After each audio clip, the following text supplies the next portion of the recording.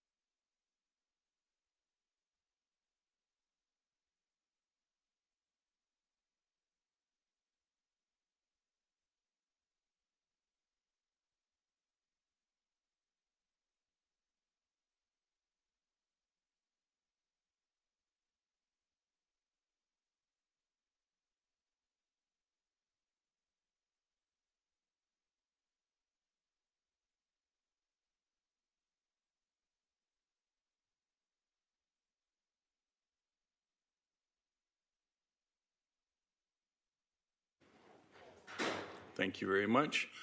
Good afternoon, everyone, councillors, staff, and residents who are tuning in. Members of the public are advised that our meetings are webcast live by the City of Hamilton and temporarily archived on the city's website. Other individuals and the media may also be audibly and/or visually recording this meeting. All electronic devices are to be switched to a non-audible function during committee meeting. Members are reminded of the 5-minute time limit, which will be adhered to during this meeting. Members can submit another request to speak if they require more time to ask questions or to make comments. As always, councillors, I will time your questions and not the staff answer. Please note that quorum is now present. Madam Clerk, are there any changes to today's agenda? Yes, Mr. Chair, there are changes to the agenda. We have 2 items under communications. Item 5, we have 5.1, Kevin Gonchi from the Golden Horseshoe Track and Field Council respecting item 8.1, the Recreation Master Plan. The recommendation is to be received and referred to the consideration of item 8.1, respecting Recreation Master Plan, final report and recommendations, HSC 22014B citywide, and communication item 5.2 from Bill Johnston respecting Housing Sustainability and Investment Plan. The recommendation is to be received and referred to the consideration of item 10.1 respecting Housing Sustainability and Investment Plan, HSC 22042 citywide. We have 1 added discussion item, item 10.6, service and exit agreements for community housing providers at end of mortgage and reinvestment of mortgage savings, HSC 22040 citywide. And finally, we have 1 added notice of motion, 12.1, financial support for waste management development and consulting fees for relocation of garbage dumpsters on the City Housing Hamilton property at 45 Montcalm Drive, Hamilton in Ward 8. Thank you, Madam Clerk. May I have a mover and a seconder to approve the agenda as amended? Moved by Councillor Jackson, seconded by Councillor Pauls. Any discussion on the amended agenda? Seeing none, I'll call the question, please. The vote is up.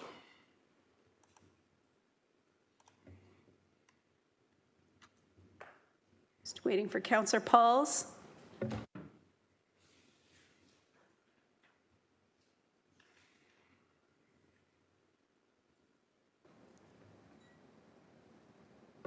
And the vote carried 4-0. Declarations of interest is item 3. Are there any declarations of interest today? Seeing none, let's move on. Item 4.1 on our agenda today is the July 7th, 2022 minutes. May I have a mover and a seconder to approve the minutes of this meeting? Moved by Councillor Nan, seconded by Councillor Jackson. Any discussion on the approval of the minutes? Seeing none, I'll call the question, please. The vote's up.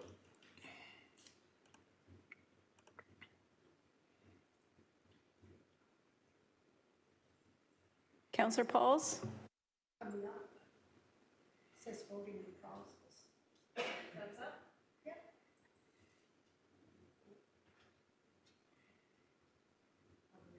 Thank you, and that vote carried 4-0. 5.1 is Kevin Gonchi. Might pronounce that wrong, my apologies. Golden Horseshoe Track and Field Council respecting the Recreation Master Plan on 8.1. The recommendation is to receive and refer the matter for consideration of 8.1 respecting the Recreation Master Plan. 5.2 is Bill Johnson respecting Housing Sustainability and Investment Plan. The recommendation is to be received and referred to the consideration on 10.1 in today's agenda respecting Housing Sustainability and Investment Plan. May I have a mover and a seconder to receive communications 5.1 and 5.2 and refer them as presented? Moved by Councillor Jackson, seconded by Councillor Pauls. Any questions or comments? Seeing none, we'll call the vote. The vote's up.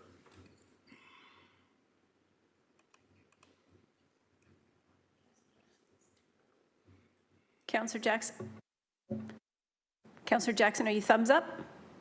Yes, it says on my screen, LC Bates, something about resuming this session, so I couldn't vote electronically. Sorry. Okay, no problem. Thank you. And that vote carried 4-0. Thank you. We're now moving on to delegation requests. Item 6.1 is Brian H. Sibley, Hamilton East Kiwanis Nonprofit Homes, Inc., respecting an overview of Kiwanis Homes' goal for our proposed development at 1540 Upper Wentworth Street in Ward 7 for today's meeting. May I have a mover and a seconder to approve this delegation request? Moved by Councillor Paul, seconded by Councillor Nan. Any comments or questions? Seeing none, I'll call the question. The vote's up.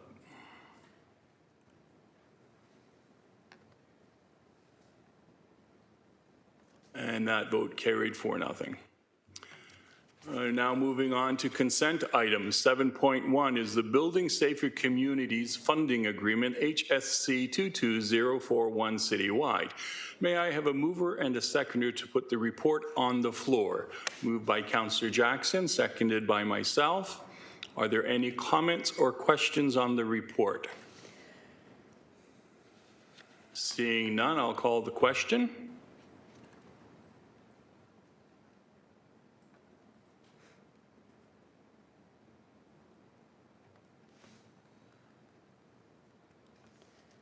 And that vote carried 4-0. We're now moving on to item 7.2, which is the automatic aid agreement with the City of Burlington, HSC 22044 citywide. May I have a mover and a seconder to put the report on the floor? Moved by Councillor Jackson, seconded by Councillor Nan. Are there any questions or comments on the report? Seeing none, I'll call the question, please. The vote is up.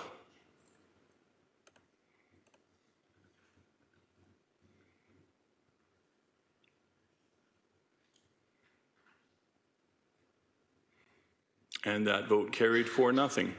Item number 7.3 on our agenda is the transfer of funds for urgent repairs, HSC 22045 citywide. Is there any discussion on this item? Seeing none, may I have a mover and a seconder to put the report on the floor? Moved by Councillor Paul, seconded by Councillor Nan. And we'll call the question, please.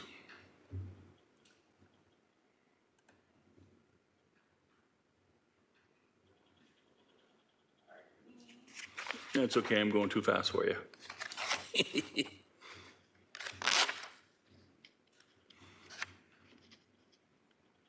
And the vote's up, folks.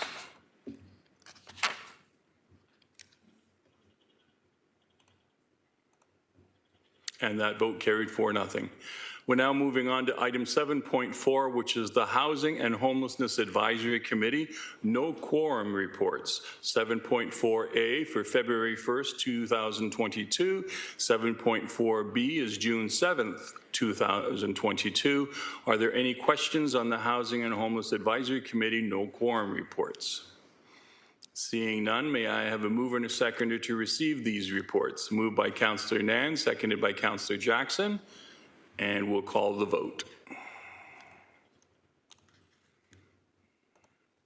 That fly is back. I know. It's in my coffee. It's persistent, isn't it? Thank you, Madam Clerk, and that vote carried 4-0. We're now moving on to item 8.1, the Recreation Master Plan Final Report and Recommendations, HSC 22014B citywide. I'd like to call upon Don Walton, Manager Business Support Recreation Division, and Steve Langlois, Principal Planner, Monteith Brown Planning Consultants, to give the presentation. Don, if you can come to the podium, where she's already there, and Steve, if you could turn on your microphone and camera, and he has, we're ready for the presentation. Please proceed. Good afternoon, Mr. Chair, and thank you very much. I would like to, at this time, thank you for the opportunity to present today, and I'd like to introduce Steve Langlois from Monteith Brown Planning Consultants, who will take the lead on the presentation and will be available for questions afterwards. Steve, to you. Excellent. Thank you, Don. Just bear with me as I navigate the share screen here. Well, Steve, you're a lot faster in navigating that than I am, so. Oh, I've jinxed you now. Well, yeah, but now I'm unable to see my content here. Let me try one more time. Look, he's got a cloak of invisibility. It works so well when you practice, but here we are.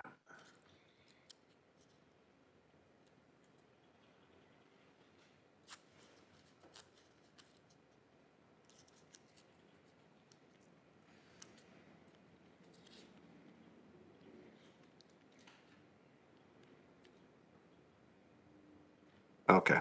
There you go. Thank you. Thank you, Mr. Chair. Members of Council, I appreciate you accommodating me virtually today. I do have several slides, so I will move quickly because I want to make sure we spend lots of time getting to your questions and comments at the end. So, and I appreciate the introduction. So I'm Steve Langlois, Principal Planner with Monteith Brown Planning Consultants. I've had the pleasure of working on this project for going on 2 years now, and along with our team of consultants, we've also had the pleasure of working on several studies in the past for the city of Hamilton over the last 15 or so years. So we do bring some experience to this. First, let me set the stage. So for over 10 years, major recreation facility development has been guided by the indoor and the outdoor recreation facility studies. These were completed in 2008 and 2011. Given the amount of time that's passed, an update is required to meet the city's emerging planning and policy context, most particularly alignment with the grids and the growth management work and several other initiatives that the city has been working on. So to move the city forward, these studies, the indoor and outdoor, have been combined into one overarching recreation master plan that will guide your capital plan and how you deliver services into the future. So to this end, the goal of the master plan is to ensure the city's recreation portfolio is responsive to needs in a manner that is responsible, equitable, and cost effective. It's a long range study, and we'll focus a bit more on the short term. Short term in this case is 10 years in today's presentation, but we do look at needs all the way in alignment with the Grids 2 process to 2051 across the entire city of Hamilton. So the plan will guide future facility and service decision making. Those facility needs I mentioned have been extended for about 30 years. Service directions are also provided for the next 10 years. And the plan itself contains many building blocks to get you to that point, including guiding principles, strategic directions, planning targets, and evidence-based frameworks that can help you grow with the plan and respond to emerging needs over the next 10 or so years. The idea would be that this plan is updated probably on about a 10-year cycle. So I will highlight a number of recommendations as we go through here, but it does contain 85 recommendations. We won't be touching on all of those today, but be happy to speak to any during the question period. Now, you may be wondering how we arrived at those recommendations. It is a Made in Hamilton plan, and that means it's evidence-based. It looks at, in particular, the top 2 bullets I'll touch on in a little bit more detail in a moment: public and stakeholder input, demographic data, growth forecasts, and then a number of other locally driven inputs from looking at benchmarking against others, your usage data, asset management, condition quality of amenities, and so on.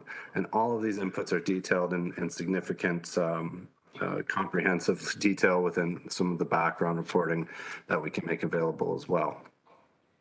So I mentioned the public engagement. I wanted to take a moment to highlight just our approach to this piece. It is vital to the work that we do. We want to make sure it responds to the needs of Hamiltonians. So input and feedback was solicited from the public and user groups across last year and this year as well. That included a public webpage and opportunity for written submissions. We had a community survey that was really very well subscribed last year, and we heard from nearly 2,100 households representing over 7,000 of your residents. We reached out to all of your major user groups, several hundred that use your facilities and parks. We heard from 123 of those, representing memberships of over 60,000 people within your community.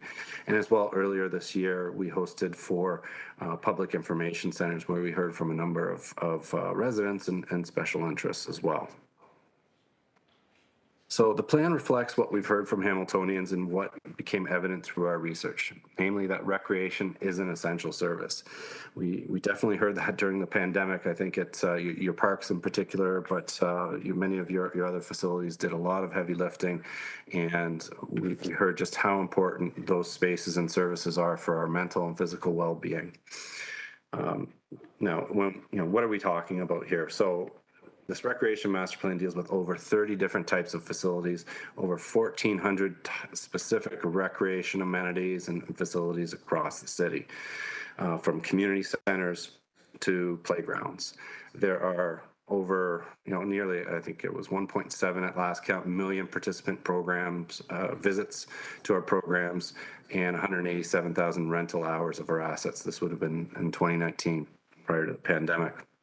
The city, and we recognize this fully, also works in partnership with many others to create a well-rounded recreation service delivery system. So a key focus of, and I mentioned the pandemic, but a key focus of some of the service-related recommendations I'll touch on in a moment is on post-pandemic recovery and resilience, which is a key theme in our plans these days, as you can imagine. The plan positions the city to maximize its assets. First and foremost, we heard from the public, let's take care of what we have before building new. That was one of the key takeaways. So we acknowledge that the age and design of many of our facilities affects the user experience, creates risk potentially, and increases our costs. So to that end, the plan aims to ensure that we maintain our facilities in a state of good repair and strategically fill gaps where previous planning has left communities underserved, or where there are emerging needs.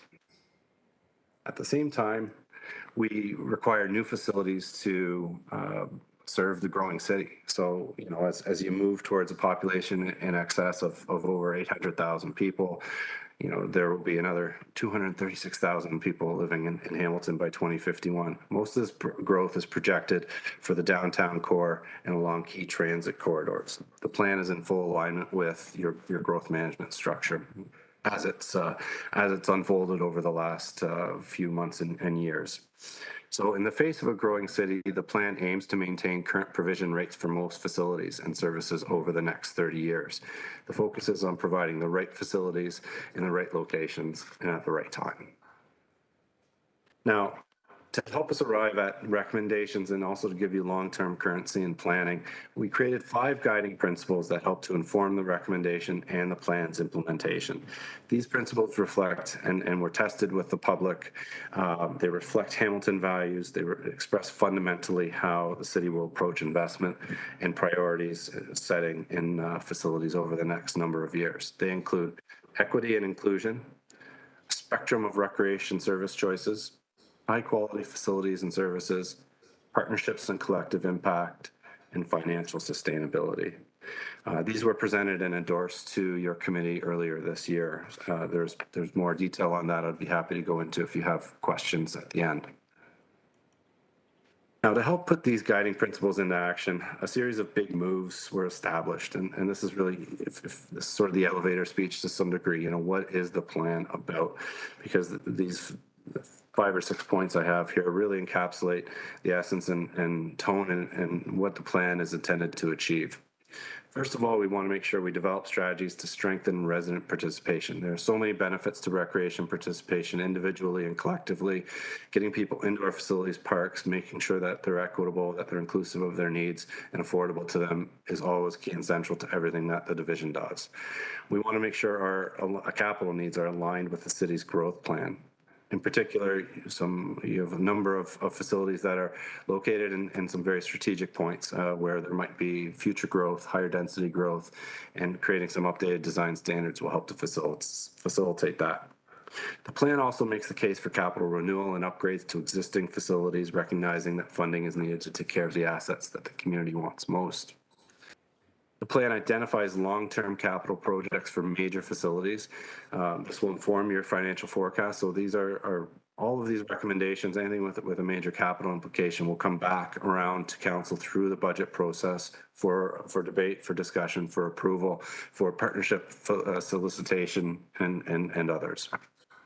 The plan creates a number of tools to reinforce the effective delivery of services from pandemic recovery, inclusion, community support, partnership evaluation, and working with others. And lastly, we're trying to maximize our impact through accessible, multi-use, and high-quality amenities. We've heard from your community. It's not so much just about what we have, like the number of facilities, the quantity, but it's the quality and the ability to make sure it's accessible for all ages and abilities and incomes, across that spectrum. So with that foundation for the plan, the next number of slides summarize some of the more significant short-term recommendations. Again, short-term in this case is really about the next 10 years, but if you think of it in view of your long-term capital forecast, that's really what we're speaking to here. So in terms of recreation facilities, with an average age of about 40 years, we need to continue to modernize our community recreation centers. We've seen that with a number of the newer builds and replacements, whether it was Bernie Morelli or the Westmount facility. These are doing a lot of heavy lifting now, and the response from the community has been tremendous. So again, many of these existing facilities are located in visible sites that can serve future growth areas, which is excellent. We recognize that there's a need for a community recreation center renewal and redevelopment strategy to help guide on the site-specific planning for these existing amenities. Many of them are tied in with schools that requires additional consultation with other interests, making sure that we're walking in step with the landowners and others. So there's some facilities such as Hill Park, Ryerson, Winston Churchill, and other recreation facilities that are sort of fit that bill. So the plan does include a number of criteria and other assessment tools within it to help us move to that next stage of work. And we expect that this will be completed through an implementation strategy for the master plan that I'll speak to in an upcoming slide. Over the course of the next 30 years, a total of 7 new community recreation centers are recommended to serve growth areas. 3 of these would be required to serve growth over the next 10 years, including Waterdown, Binbrook, Fruitland, Wynot, as the city is building out into several of these communities. Now, sites exist, fortunately, for many of these facilities, and each of them would be anchored by either a gymnasium or a pool, as well as locally responsive program spaces.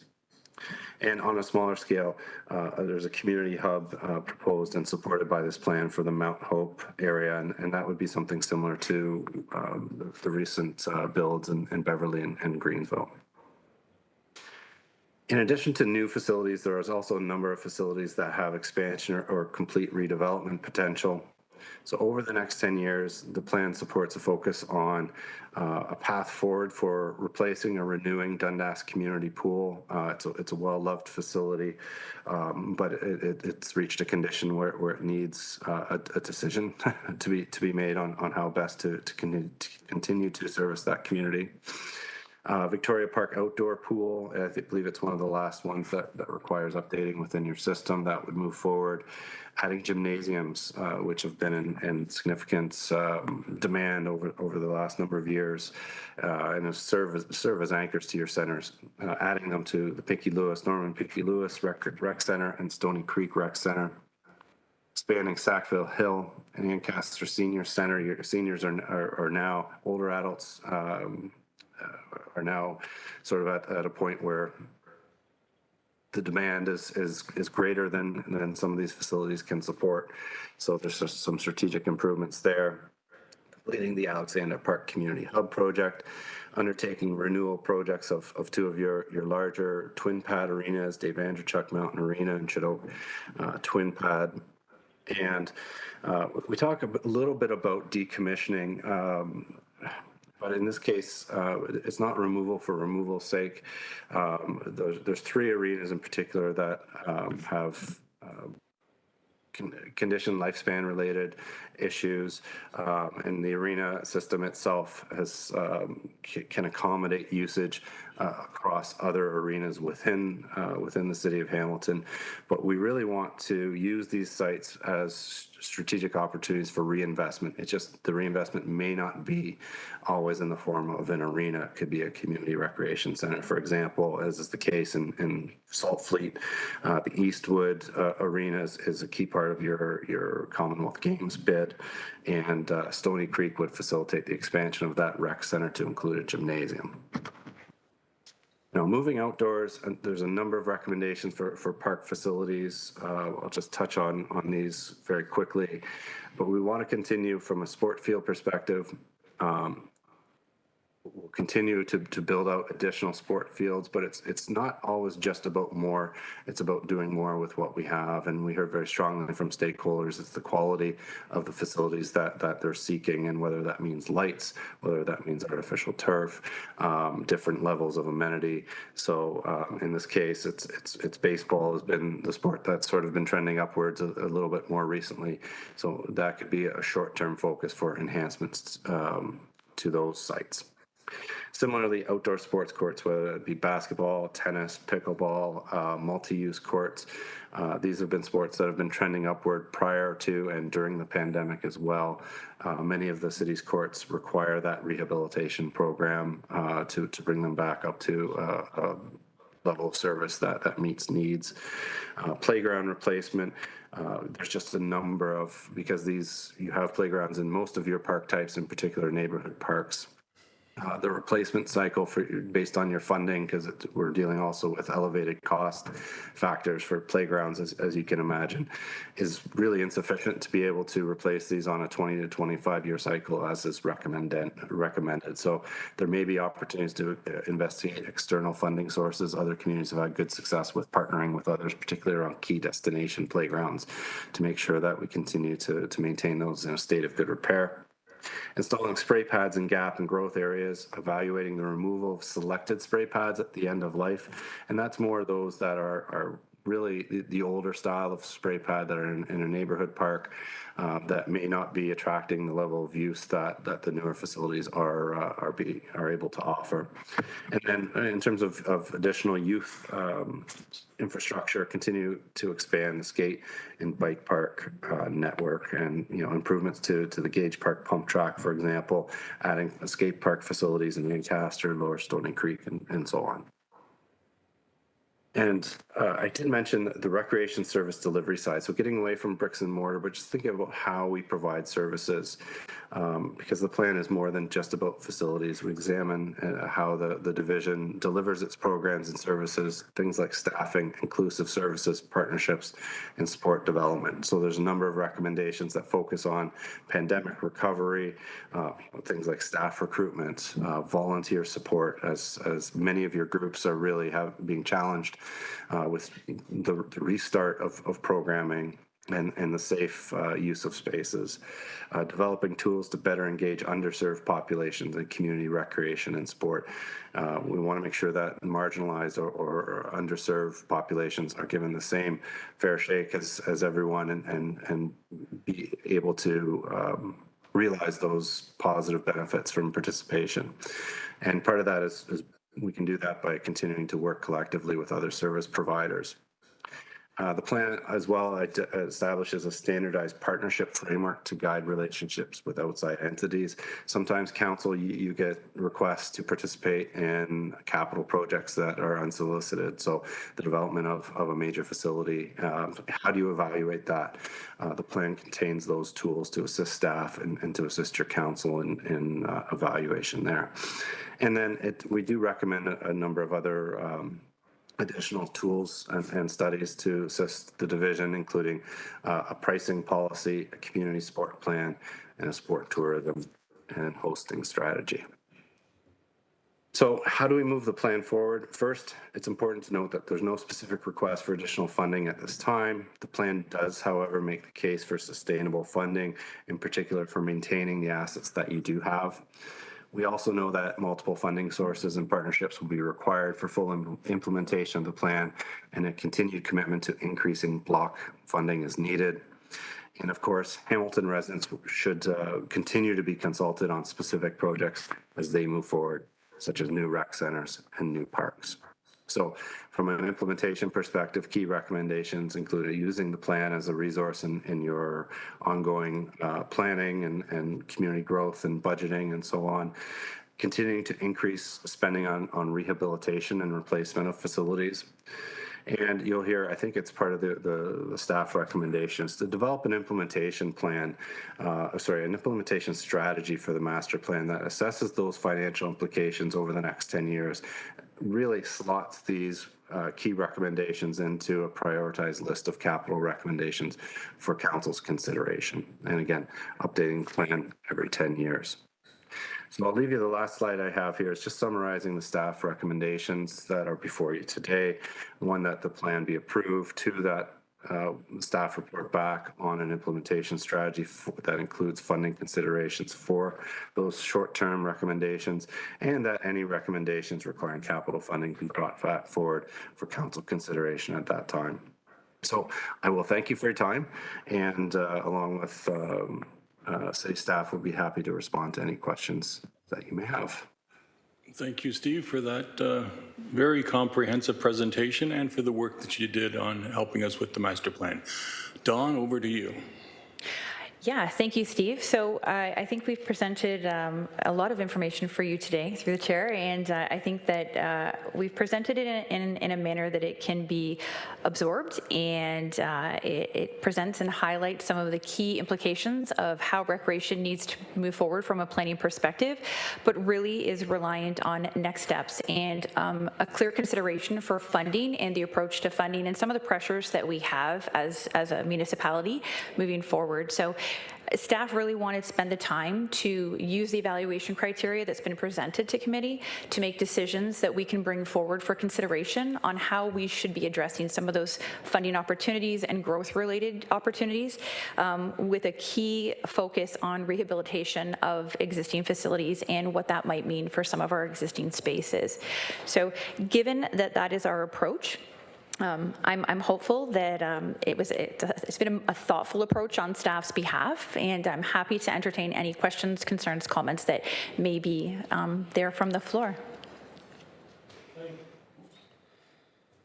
Thank you very much, Dawn. Committee members, are there any questions for Dawn or Steve? Councillor Jackson, then Councillor Nan. Did Councillor Nan wave just before me? Go ahead, Councillor Nan. It was a tie wave, so we go with age. I'm not sure there was a compliment in there, Chair Clark, but all right, I'll take it. Anyways, Manager Walton and Consultant Langlois, thank you very much for this much needed final report and update on the Recreation Master Plan. I think it was it actual member Monteith or Brown? I'm going to guess maybe 13, 14 years ago, Steve, that may have appeared before council at the time, just to reflect my memory. Through you, Chair Clark, please. Steve?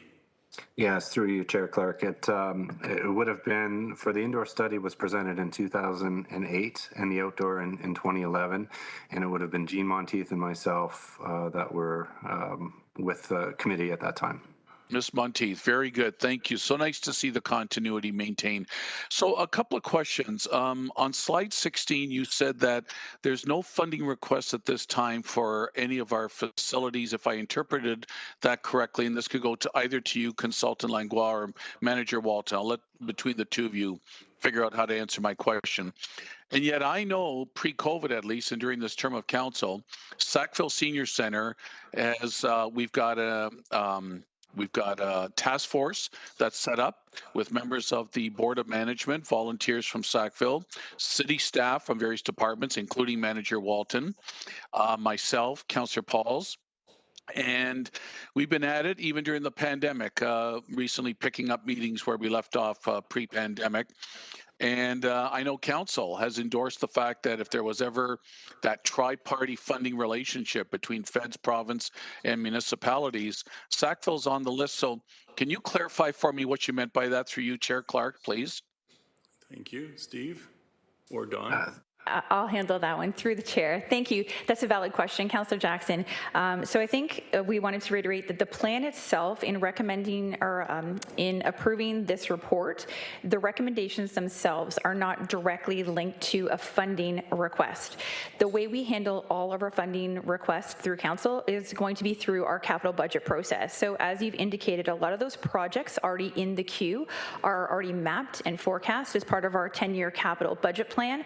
And so as you know, our best practice is those would come forward annually as part of your capital budget process. And we will be using the information we have here to help prioritize and align and bring those forward for council for review and approval and consideration at that time. So all those projects are still on the go. All those funding requests are still valid. They have been considered as part of this report, but today we're not asking for money. That will be through the budget process. Thank you. Okay. Councillor. All right. Thanks for that explanation, Manager Walton. I appreciate that. When you said, Consultant Langlois, about splash pads, some of the ones that are dated need to be removed, can I assume when you say that in the same sentence, you're also saying dollars to replace with the latest, greatest splash pad? Through you, Chair Clark. Don?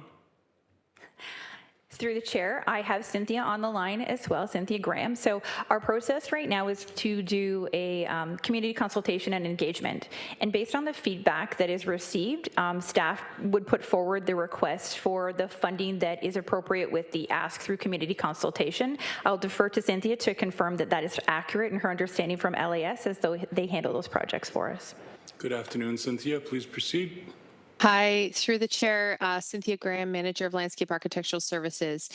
So yeah, I can confirm that what Don has stated is the process that we would follow. So typically projects come to LAS, particularly spray pads, because of the high dollar value and complex mechanisms. We would take a look at the park and the asset and determine whether there was a need for that spray pad in that park. Usually we refer to our colleagues in recreation to support that. Typically, I don't, in my 16 years of career, have never removed a spray pad without replacing one. But, you know, not to say that that would never happen in the future. We would then work with our councillors and through the capital budget to determine how we could fund the project that we were working on. And in some instances would look to various sources of funding, including grants, if applicable. We are getting some money from the Ontario Trillium Fund, as an example, to do Eastwood Park spray pad rehabilitation this year. We would look at our capital block funding. If there was development charges applicable as part of that, we could look at all of those sources, working with our partners in finance. So if that gives people a little bit of comfort that it would be evaluated on a project by project basis as we go forward and work together to figure out how we would move that project ahead. Thank you. Councillor Jackson, you have 3 minutes left. Thank you, Manager Graham, for interceding and providing that further assurances. That I didn't want to leave that comment on that one slide hanging out there, the possible removals of dated splash pads, and that would be the end of that asset in that particular neighborhood park. Consultant Langlois, I was intrigued by the fact, roughly your 130 some odd page study document here that you've provided as part of your slide presentation. So you've given us an update. You've talked about consultation. You've talked about current state of affairs, facility condition, assessment, short, long-term, mid-term strategies, plans moving forward. If I missed it, forgive me. I didn't detect or pick up how have we done since Monteith Brown first arrived in 08? How have we done as a city? Are our facilities, are the condition of them where you would hope they would be? Of course, there's been tremendous growth in our city. You get the essence of where I'm going with this question. Through you, Chair Clark, please. Thank you. Councillor Steve, please. Thank you, Councillor Jackson. Through you, Chair Clark. I think the the quantity and distribution of City of Hamilton's facilities are among its one of its finer attributes, and we've heard that from the community. It's many facilities are in great locations, many parks are in great locations. They want to, and that allows for good levels of access, and I'd like to think that that's been, the 2008 and 2011 studies have contributed to that, but it's also been many years and decades of leadership from current and past councils that have allowed the city to achieve its high level of service. So I think doing these sorts of plans, it allows us to have touch points with your stakeholders and with the public to make sure that we're on the right track, to see what issues or interests are emerging. So we're talking a lot more about pickleball these days, about off-leash dog parks, about outdoor activation of spaces, about gymnasium and court sports, whether indoor and outdoor. So those I think it underscores reinvesting in a lot of your community recreation centers. They're in great locations. They're multi-partnered sites. They allow you to serve all ages and abilities. So you've made some great enhancements to the system over the last 10 or so years, and we've seen that those new facilities really do attract new users to your system. So, but it comes at a cost, and we can't do it everywhere. We need to be strategic about it. So that's part of the reason why we have, in essence, what's a 30-year planning horizon here to make sure that we're tying that in with the growth that the city will be achieving. So, I think there's a tremendous foundation of assets. We heard from council and from the community that this was one of our lessons learned 10 or so years ago. Don't take things away, and we weren't necessarily trying to do that, but we're trying to be strategic about improvements, and I think that message continues to be the case. Make sure that if we can add lights to a sports field, let's do it, and let's do it before the growth occurs around it that otherwise ties our hands. And if we can add this or that to, in terms of spray pads, people are looking for seating, they're looking for shade, they're looking for washrooms and parking associated with that. Can't do that in every location. It needs to be thought through. So the master plan does serve as that umbrella document to guide those on-the-site decisions that landscape architectural services and recreation division need to do. But I think when we did our surveying, last thing I'll say, when we did our surveying, really high levels of satisfaction from the public. I think those have even improved in many respects across the board, but you weren't starting from a point of weakness either. It's your community loves the assets that you have and want to just continue to use them more and more. Thank you, Steve. Councillor? Thank you, Chair Clark. That was an extremely elaborate and comprehensive explanation, and I greatly appreciate that. I guess as an old retro guy, I was looking more for the ABCD scorecard on how the various wards, the various neighborhoods, the various facilities within them are doing. But I'll dig more into your roughly 130-page document you provide us with today. One last thing, I've got to be parochial, Chair Clark here, and Manager Walton will be very familiar. There's an omission here of the Huntington Park Renovation and Expansion Committee. That's an active committee currently underway, which council pre-pandemic approved $100,000 for a further design study of how to potentially renovate and or expand a very popular, highly used, only one of its kind on the East Mountain, the Huntington Park Rec Center. And I guess I was just a little dismayed as you were listing centers for the future to have capital dollars. I didn't see Huntington Park.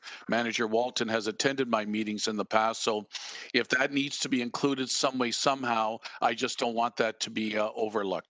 That's my last comment, and Chair Clark and maybe Manager Walton would like to provide some reassurance for me, please.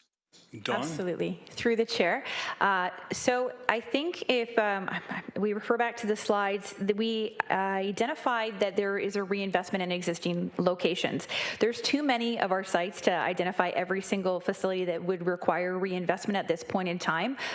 If I were to, I could pick something at pretty much every single center that I could invest in if given the opportunity. So your project is identified under that reinvestment. Again, the growth is projecting growth in the the lower city, and some of that growth will likely occur on the mountain as well. So that facility, as a standalone facility with a gymnasium, with a pool on a city-owned site, is very much one of the viable sites that we would be looking at expanding. It's just not identified specifically. It is, however, identified again in our 10-year plan. And as it being in our 10-year plan, it will be one of the sites and projects that is prioritized and reviewed for consideration as part of our next step process. So it is definitely on the books. It just needs to go through the next step process. Thank Manager. you. So you have 30 seconds left. And I'm wrapping it up, Manager Walton. There may be a multitude of other centers, but I was speaking right now, Manager Walton, about the East Mountain Ward 6. I'm just kidding. Anyways, my community that's listening in will be very pleased to hear that, especially the Citizens Committee. Thank you, Chair Clark. Looks like a blueprint and document that moving forward for our recreational facilities are very popular in our community. Thank you, Chair Clark. Thank you, Councillor Jackson. Our next speaker is Councillor Nan, please. Thank you. Through you, Chair. Also echoing a big thank you to Manager Walton and Consultant Langlois for your presentation and your report and its recommendations. I'm a big fan of comprehensive reports, and you definitely delivered with the 100. How many pages, Councillor Jackson? Nonetheless, kidding aside, like the study of assessing community need, recognizing that community desire and preferences and trends do shift and change, integrating that in, as well as integrating in a framework for future councils to think about how we prioritize our investment as we right-size our recreational facilities in order to meet the programming demand that is here right now, but also that which we can anticipate coming in the forward. So really, really helpful. Right, really helpful information for future generations, but more importantly, future council to work with. So thank you so much for that. On the end of life splash pads, I also was a little concerned when I heard the piece. So thank you, Councillor Jackson, for clarifying with the consultant and staff. I do see that we'll likely not be getting rid of them, and the reason I would say that is when we integrate this report in the context of climate and the climate reality we're facing, and the necessary role that splash pads and swimming pools play as cooling facilities in an environment that's increasingly hotter. I don't anticipate that we would actually get rid of any of them. There was a question there that some residents and other organizations had asked me when this work was underway, and that was how a climate lens was brought into our facility targets and how we might see some of those features evolve over time. And I assume that that's going to be integrated in that master document work that we're pursuing, that GIC just passed in terms of our climate action plan. But there was some discussion about spray pads, the use of water, permeable surfaces, different ways in which we structure and design facilities so that they're more natural, they participate in natural filtration, and whether or not we'd ever be in a future where we would see that water be resourced in a sustainable way. Big question, sorry. Dawn, do you want to give it a shot? I'm actually going to defer first to Steve to speak to the climate lens that was applied to this study, as that was his work, and then once he's completed, I can jump in. Perfect. Steve, go ahead. Thank you. Through you, Mr. Chair. I think part of this, certainly a number of those climate initiatives would be achieved and addressed through the design process. So I'll set the design elements aside, but through a high-level master plan, a citywide master plan, some of the things that we want to do are encourage the establishment of facilities in strategic locations that allow for active transportation, allow for public transportation, allow for efficiency of access and efficiency of use. So having having community centers that offer multiple spaces under one roof allows for an economy of scale that allows you to achieve those energy efficiencies that you're looking to do. And if people can get there by transit, by walking, biking, all much better. And so making sure that they're in strategic locations is really key. And we've set targets that for most of your neighborhood-based amenities, spray pads, for example, that are walkable distance. I know not to belabor the point, but just in terms of right-sizing the system of spray pads, we still want to make sure that there's one within a kilometer or less of every urban resident. So, that's a 10 to 12-minute walk at most for most able-bodied folks, and it allows them to enjoy their park. And whether the design of that and more shade, more seating, a lot of those types of elements I'm sure will be promoted through the Parks Master Plan that will also be coming forward through to council's consideration. But I think just from a facility standpoint, a number of those efficiencies and as you reinvest in the life cycle too of these facilities, not always just replacing, not like for like, but looking at those opportunities to upgrade. And sometimes it requires a little bit more capital upfront to allow for the efficiency down the road. But having budgets that allow for that will help you achieve some of those climate goals as well. So I think that's just an item that needs to continue to be top of mind. Thank you. Dawn? Yeah, through the chair. The other component I'd like to add is I know our strategic planning and capital compliance team have been really involved with looking at energy opportunities and looking at new growth and rehabilitation through that climate lens. And so they are the team we work very closely with for all of the design and retrofit of our new facilities. And so we would continue to work with them with some of these priorities that have been identified through the plan to ensure that we are at least accommodating them as part of our consideration. And it's an evaluation criteria that we include as part of our process. We are finding a lot of the funding opportunities that are coming forward, especially in the last little while, have really focused on climate and efficiency and the footprint and the carbon footprint we have as a municipality. There is an awareness of that across the municipality and with staff specifically.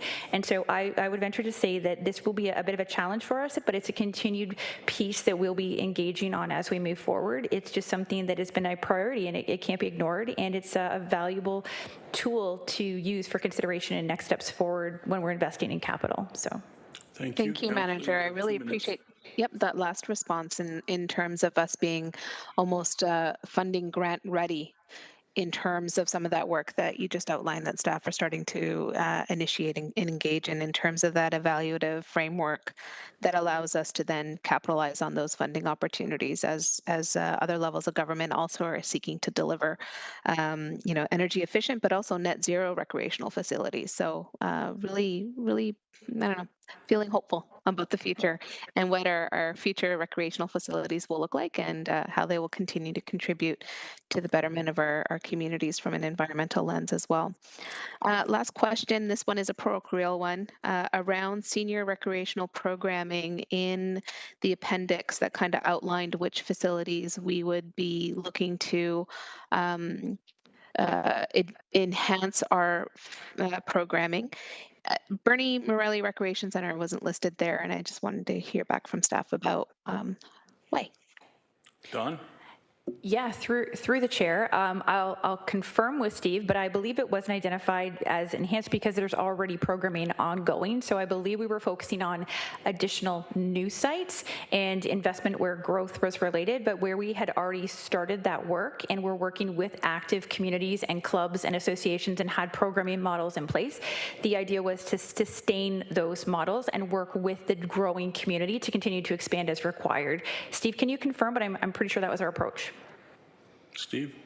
Through you, Mr. Chair. Yes, that is correct, Don. The recommendations are focused on new sites or sites that require expanded space to absorb the growing demand. So with Bernie Morelli being an established site, it just would not have been listed.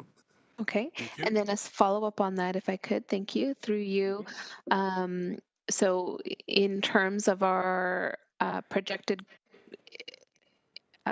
population increase with the number of folks who are going to become seniors or are continuing to age and where our population density is now, that was also considered in this framework in terms of what we're anticipating, the 0 to 5, the 5 to 10, the 10 to 15, and where we currently have concentrations of whether it's senior housing or a population that is aging in place. How is that factored into establishing programming priorities or future investment of senior-based programming? Thank you. Steve? Through you, Mr. Chair. Thank you, Councillor Nan. Yes, the age cohort projections were a key factor in looking at this plan. So we understand really, the city will grow across all age groups over the next number of years. The current baby boom generation has really been driving a lot of the current older adult programming and seniors programming. That will continue probably for the next 10 years, at which point it may continue to evolve a little bit differently. We know that your three standalone seniors recreation centers, Sackville, Ancaster, and the one in Flamborough, do a lot of heavy lifting for the programming from a programming perspective. They're membership based, very active sites. So the plan does recommend an expansion to two of those to continue to meet that short-term need that we expect. But we also want to build out some senior space, much like the Bernie Morelli model in downtown, to allow for that, to have a lounge space, a gathering space, and then for some dedicated senior space, but the ability to then also have seniors programming in a gym, in a pool, in a walking track, in other spaces that can be used by seniors during the day, by the community at night. So as you start to roll out new facilities, in particular, that's where our opportunities will be, because we do have growth in those age groups across really all communities within Hamilton. It's not just specific pockets, but we would document all of that within the background reports as well, if you wish to see any of that demographic data. Excellent. Thank you. Thank you again. Those are my questions. Absolutely. Through the chair, I just wanted to also add, just for the councillors' information, that recreation staff are actively working on a bit of a recreation strategy for seniors internally. So we've already identified this changing demographic and growing need to include programming for that population across our facilities, and that's actively underway currently. So I would anticipate that we'll be involved in this in the short term with information that will be brought forward to share. And we do work with a lot of our existing subcommittees for information on as it relates to that and engagement. So, thank you. Councillor. Thank you. Anything further? That's it. Nothing else. Councillor. The next speaker is Councillor Pauls, please. Thank you, and through the chair, thank you, Don and Steve. I really enjoyed the presentation. I like the words you used, Steve. You said right facility, not how many. I love that. And then you used not more, but what we do, what we have. And I think that's important. As you know, you also, I think I heard right, that we have 1,400 recreation and parks and recreational centers. Is that right? Throughout Hamilton? Steve? Through you, Mr. Chair. 1,400 recreation amenities. So that ranges from a large community center would be counted in there down to individual sports fields and playgrounds. So there's really, the plan looks at across that spectrum, 1,400 different locations and amenities. I think it's fantastic.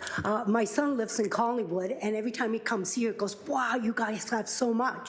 In Collingwood, last time I visited, I had to pay $30 for myself, and I think it was $20 for the children just to go swimming, you know, because they don't have many rec center. I don't think they, he told me they don't have hardly any, and the parks, there are not many parks.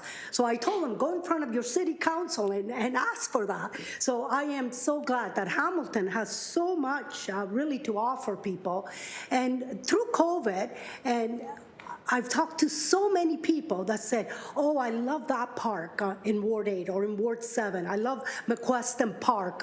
We go there all the time. And it's so nice to hear the community enjoy the parks. And they're not only used, Ward 7 goes to McQuestion Park, they come from all over, or they go to another park, and I could go there. So it benefits us all, so which is great. And I love, you said something about Harry Howell. You will expand it, and I think it's so important. Bimbrook, and I think you said Fruitland. Every time I go to Harry Howell, I see such a beautiful arena. I really do. My kids, they play all hockey, and we go there, it's all hockey. And they always say, why didn't the city build a pool beside it? Why didn't the city do this? They have so much land. And I am so glad to hear that within 10 years, that is the plan. Did I hear correct? Steve? Through you, Mr. Chair, that is correct. Staff are working through their due diligence on the actual feasibility of that location to support that, but we've heard very strongly from the Waterdown and Flamborough community about the need for a municipal community center. You do have the YMCA out there and a partnership to access that, but the growth is such that I think that site would allow for much greater use, and the community is excited about that opportunity. Yeah, and I love Harry Howell because my son married his granddaughter, so it means a lot to me. And every time I go there, I think, wow, they could have put a pool and all that. So I am so glad about that. My next question is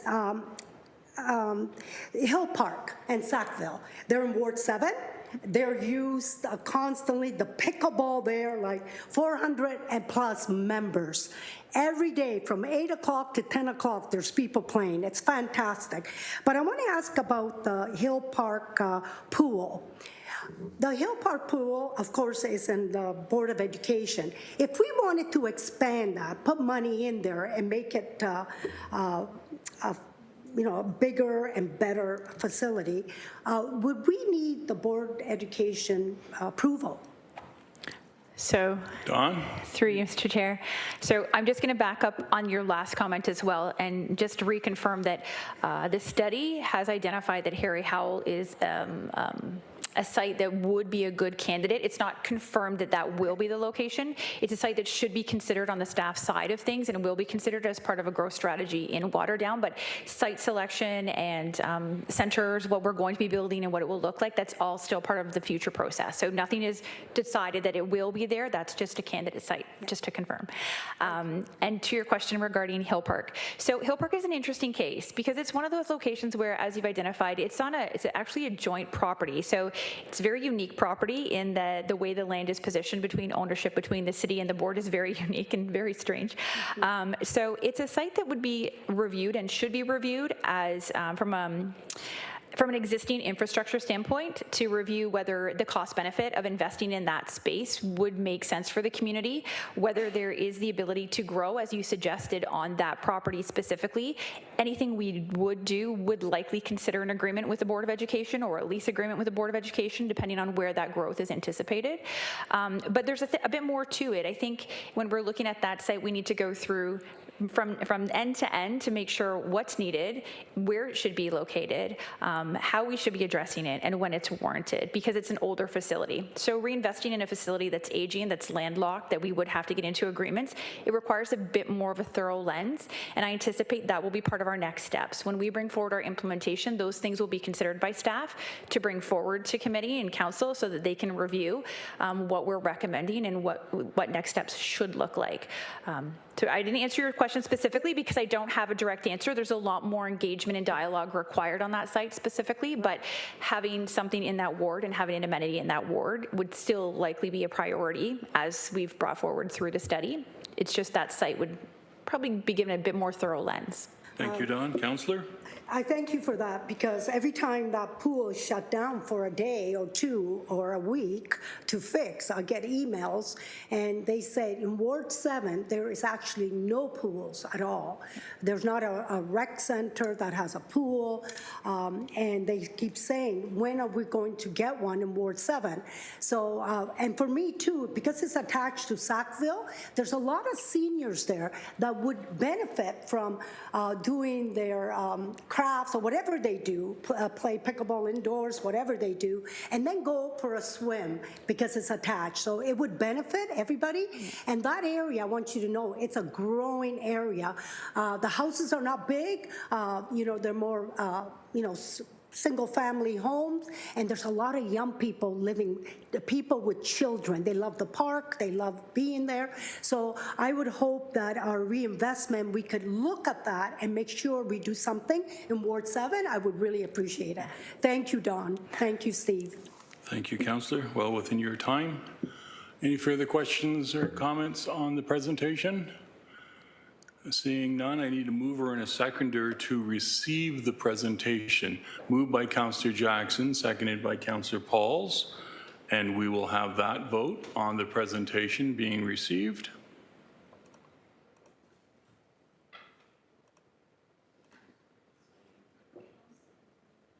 Just waiting for Councillor Nan.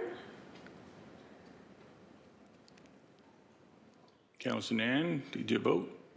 Eric came through. Thank you. And that carried 4-0. Now I need a mover and a seconder to put the report itself on the floor. Moved by Councillor Pauls and seconded by Councillor Jackson. Any comments or questions on the report itself? Seeing none, I'll call the question, Madam Clerk. The vote's up, councillors.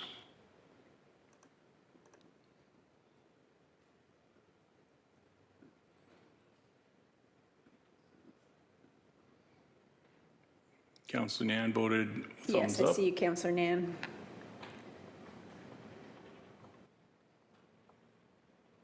And that vote carried 4-0. We're now going to move on to item 9 in our agenda, which is the delegation portion. Brian H. Sibley, Hamilton East Kiwanis Nonprofit Homes, respecting an overview of Kiwanis Homes' goal for our proposed development at 1540 Upper Wentworth Street in Ward 7. Mr. Sibley, if you could come forward, please.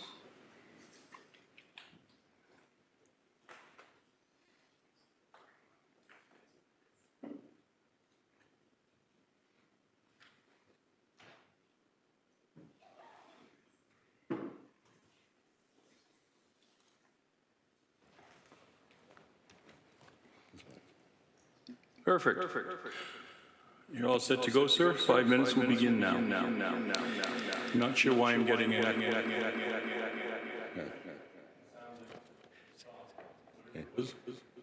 Try it now. It's still in there.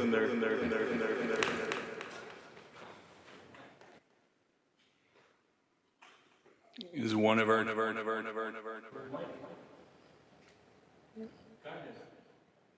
kind of sounded space-like. Oh, it's still there. That's my hollow head, Councillor Jackson. It's just completely empty. Don't laugh. I was going to say it sounds epic versus hollow. Even my laugh is hollow. We're going to try and fix it at my end. I'm shutting my mic off.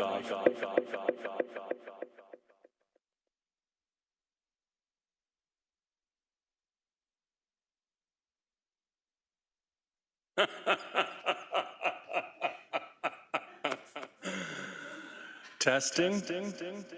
It's still there. One of our solutions was putting a glass over top of the microphone, Councillor Jackson.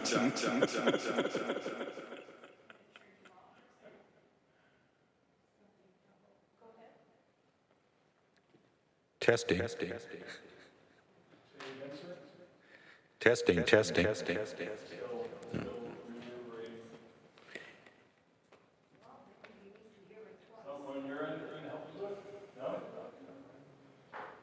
Before you fix it, can you just say, Luke, I am your father? Just once? Luke, I am your father. So there's hope for me.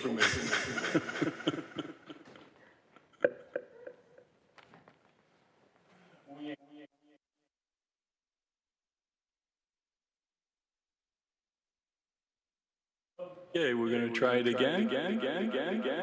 It's still there.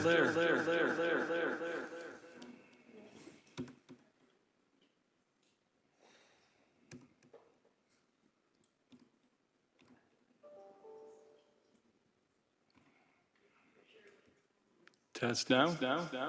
Test now. That's weird.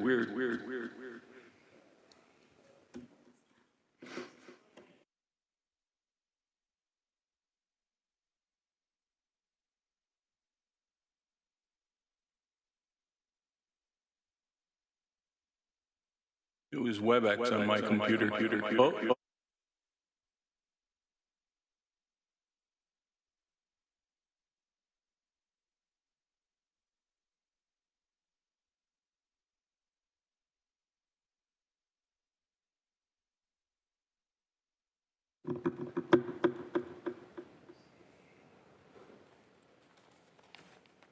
We will forge on no matter what. Oh, I think we're back to the echo.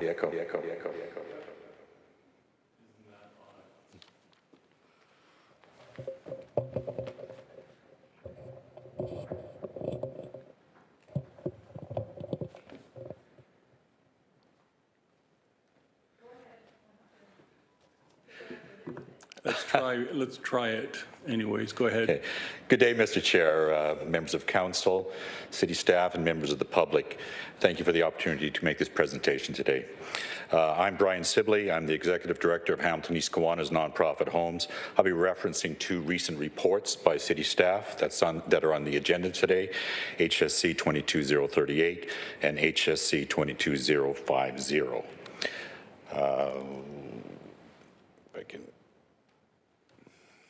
Kiwanis Homes is a registered charitable not-for-profit organization. We currently own or manage approximately 1,000 units in the region. We're also a member of the Hamilton is Home Coalition. Our vision is to create 1,000 units of affordable housing by 2028. We currently have 452 units under construction or in site planning, representing a total investment of $218 million.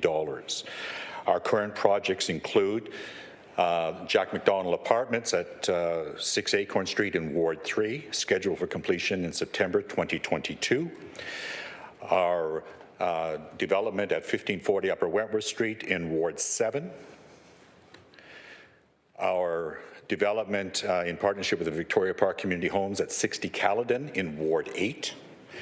And we'll be implementing an affordable home ownership initiative here in Hamilton to be starting this fall.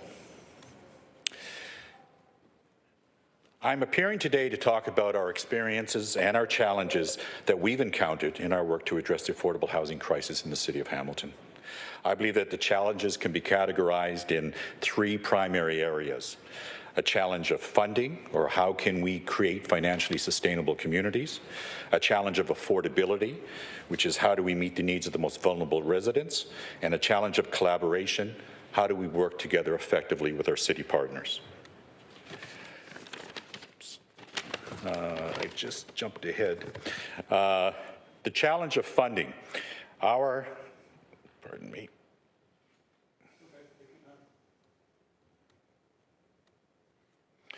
Challenge of funding. We're experiencing increasing costs as a result of significant interest rate hikes, significant cost escalation in construction. Our project performers, which were developed less than 2 years ago, are no longer viable. We believe, or I believe, that effectively leveraging the equity of the not-for-profit sector is a key potential resource to countering this cost escalation. This means that actively supporting the development initiatives of a variety of not-for-profit or providers is critical to creating a stronger community housing system. Our commitment at Kiwanis Homes is that we will invest the equity derived from leveraging our properties to create new housing. What we're requesting is that the City of Hamilton addresses the issue of cost escalation through offsetting development fees and charges, expediting planning approvals, and assisting in the conveyance of land. The provision of deeply affordable housing cannot be accomplished without sufficient rental subsidies being allocated. Historically, the funding for nonprofit housing has been woefully inadequate. Many former social housing providers are choosing to no longer continue once their current agreements expire. Most of these agreements will expire by 2030. This is categorically the wrong direction for this sector to be moving. Maintaining, or better yet, expanding existing rent geared to income subsidies and addressing these concerns and the support will support the city achieving its service level standards. Our commitment is that we are committed to investing our financial resources to maintaining existing affordable housing units and creating new mixed income communities such as our development of 1540 Upper Wentworth. What we're requesting is that the current RGI funding allocated to existing units be maintained or expanded. Finally, provincial and municipal regulations govern all of Kiwanis Homes units. Without municipal approvals and investment, there's no path forward for us in the creation of affordable housing. The relatively low cost to the municipality to support our developments and other nonprofit organizations' developments will create a huge financial dividend for the city, as most of the development cost is assumed by the nonprofit organization. Our commitment is that we will expand the number of affordable housing units to maintain or increase the city's service level standards. What we are requesting is that the service manager's consents for subsidy transfers be expedited to maintain levels of deep affordability and demonstrate long-term municipal investment in affordable housing. In closing, I believe that there are a lot of challenges that we have no control over. What I would like to focus on is making changes to those challenges that we do have control. Thank you. Thank you, Brian. Could you just, or maybe the clerk, assist him with taking the slideshow down, just so that we can see the councillors? Excellent. Are there any questions for Brian? Councillor Nan and Councillor Pauls. Councillor Nan, please. Thank you, through you, Chair, and thank you, Brian, for sitting with us during that hilarious episode and getting through your presentation. And also thank you to Kiwanis Homes for the way in which you have been strategically aligning your organization to deliver not only replacement of affordable units that are within your portfolio, but helping to expand the delivery of affordable housing to meet our current population needs. So on the two requests that you had, Brian, if you could just clarify the one about the subsidies being transferred and expedited, could you explain to me just explain that to me a little bit in terms of, are you experiencing barriers from that currently occurring? Or is it is your request to maintain what the service manager has been doing and ensuring that those subsidies move with people? Are you asking for those subsidies move with people, or to be moving with numbers of units? Thanks. Thank you, Councillor. Brian, can you clarify for us? Through you, Mr. Chair. Rent geared income subsidies right now are attached to units and not attached to people. Yeah.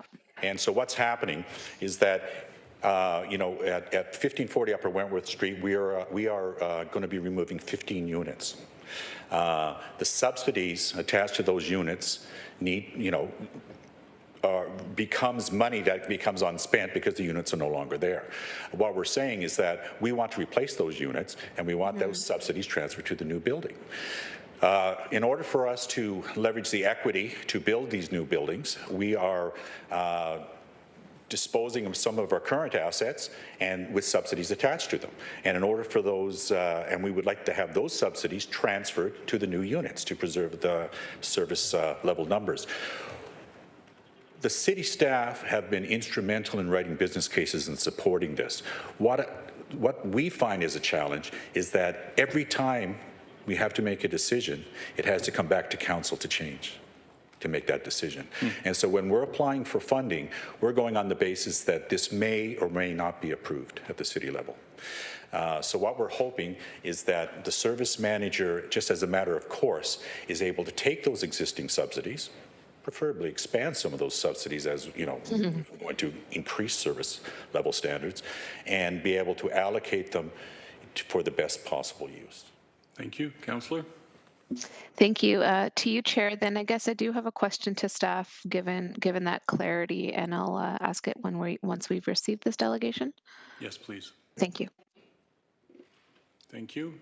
Councillor Pauls, please.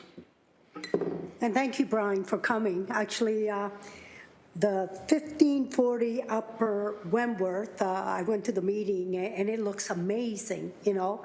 Can you explain what's happening there so my colleagues know? First of all, you said you're kind of, you're spending around $218 million and for 3 of them, right? For 3 sites. Can you give me the cost for that one site on Upper Wentworth? Sure. Brian? Yes, the site right now, so 2 years ago, that site was projected at $50 million. That site now is projected at $60 million. You've had a 20% linear increase over the last 2 years. The challenge that we're having with sites such as these is that they have to be financially sustainable long term. And we're not willing to build units that are going to deteriorate over time. The rents have to be able to support them. And so, you know, what we're finding now is that the old system of creating 100% rent geared to income complexes doesn't work, right? And so what we want to do is change the business model of 1540 Upper Wentworth Street and say while we will increase the number of RGI units on that complex, we will also increase the number of market rent units on that complex to make it a more sustainable development. Thank you. Councillor? I was interested in that area because you're actually taking 12 sort of townhouses that need to be fixed anyways and tearing them down and building, I think it's 8-story apartment with 2-3 bedrooms. And it was interesting because it's very creative, I find. We put more people in that space than just having those units there. And so I'm just wondering, you said 100% market rent doesn't work and you have to change the model. So what would the model be for Upper Wentworth?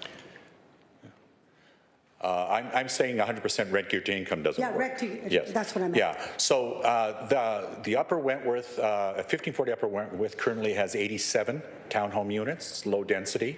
We're going to be adding 126 units, apartment buildings, so that's 126 plus the 72 residual units, which will take us up over around 200 units on that site. There will be approximately 50% of those units will be rent geared to income, so deep affordability, and the other 50% will be at the average market rent for the area. So we're not talking about the current market rent. What we're talking about is the average market rent. So it's still affordable, but it's a better mix of income. Right. Councillor? Thank you, and I agree with you. And I think most people around the neighborhood think it's a great idea, you know. So I really appreciate it. I love what you're doing. Matter of fact, just today I had someone ask me, what are you doing for, you know, the rental problem? And I was able to say, well, we're building, you know, on Upper Wentworth, some geared to income and some, you know, market rent. And she was so excited about it. So thank you for doing that and for having a vision how to solve this problem with housing. So thank you very much. Thank you, Councillor. Councillor Nan, can you take the chair for a moment, please, so I can ask a question? Yeah, go ahead. Chair's yours. Thank you very much. Floor's yours. So, Brian, I was listening very intently to you, and at one point you spoke to your pro formas for a couple of projects changing just in the last 2 years. Can you elaborate on that and how that is impacting your operations? Yes. So 2 years ago, when we first developed our performance on this project, we were looking at interest rates between 1% and 2% for a mortgage. We're looking at interest rates right now that are over, probably 2.5%. We have to qualify at about 3.7%, actually. And by the time we are able to sign off on our contracts, who knows what the interest rates will be. So you're talking about a substantive amount of money to service debt. That's the one thing. Mm-hmm. The second thing is that the quantity surveyors that we hired 2 years ago suggested a $50 million project. Quantity surveyors that we've updated just recently have suggested a $60 million project. Wow. So that's a substantive increase, 20% increase over a 2-year period. And that construction cost escalation combined with interest rate hikes it's very devastating when, as affordable housing provider, what we're trying to do is limit our rents, not increase our rents, right? So that's the challenge that we find ourselves in, as do all housing providers across Canada, right? And so the challenge of rising costs and rising interest rates, what can we do to mitigate them, right? Number one is that cut back on the amount of money we're wasting on financing costs, because it takes us 3 years to go from conception to getting shovels in the ground. On that whole time, we're just bleeding finance, interest. Second thing is that equity changes everything, right? If a cost goes up, where does that $10 million come from? Well, we're saying we're committed to continue to build, and we'll raise that equity. The end product of that is that it means we'll be able to build less units at the tail end. It's got to come from somewhere, right? Mm-hmm. So maybe that 1,000-unit vision becomes 700 units, unfortunately. Right? So.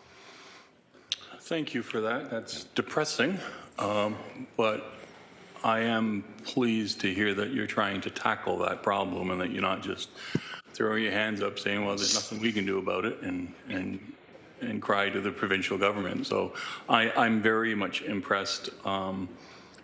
Before I take the chair back, I do want to extend my appreciation not just to you, but to all of the team at Kiwanis. They do a remarkable job for the city of Hamilton. I was pleased to see that you were presenting here today, and I wish you well with your team and your prospects in the coming years. So thank you very much for everything that you do. Thank you. Giving you back the chair. Thank you very much. Are there any further questions for Brian? Sorry, Brian. I just want to see you walk back and forth a couple of times just to get even for the echoing thing that was happening. No, that's it, Brian. Thank you very much. You can take your seat. I now need a mover and a seconder to receive the presentation. Moved by Councillor Pauls, seconded by Councillor Nan. Madam Clerk, I will call the vote. Thank you. The vote is up.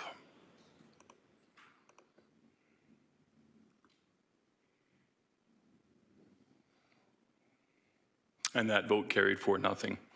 We're now moving on to our discussion items, councillors. At this time, I'd like to call upon Angela Burden, General Manager of the Healthy and Safe Communities, to introduce the discussion items which are related to the housing initiatives.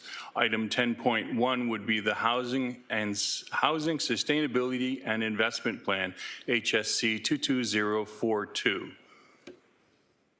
Ms. Burden, please. Good afternoon. Angie Burden, General Manager of Healthy and Safe Communities. Through you, Mr. Chair. I'm pleased today to provide an introduction to the 6 reports on housing that are coming before committee today.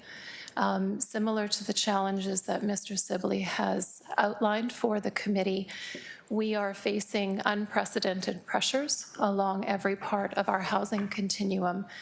And it is important for the committee to consider these 6 reports as an integrated whole and to understand that whether we're talking about emergency shelters or social housing, development of new affordable housing, maintaining existing inventory in social housing, or housing affordability, there's impact when we touch one end of the continuum, how it impacts other parts of the continuum, both with respect to the 3 challenges that Mr. Sibley outlined in terms of affordability, funding, and collaboration.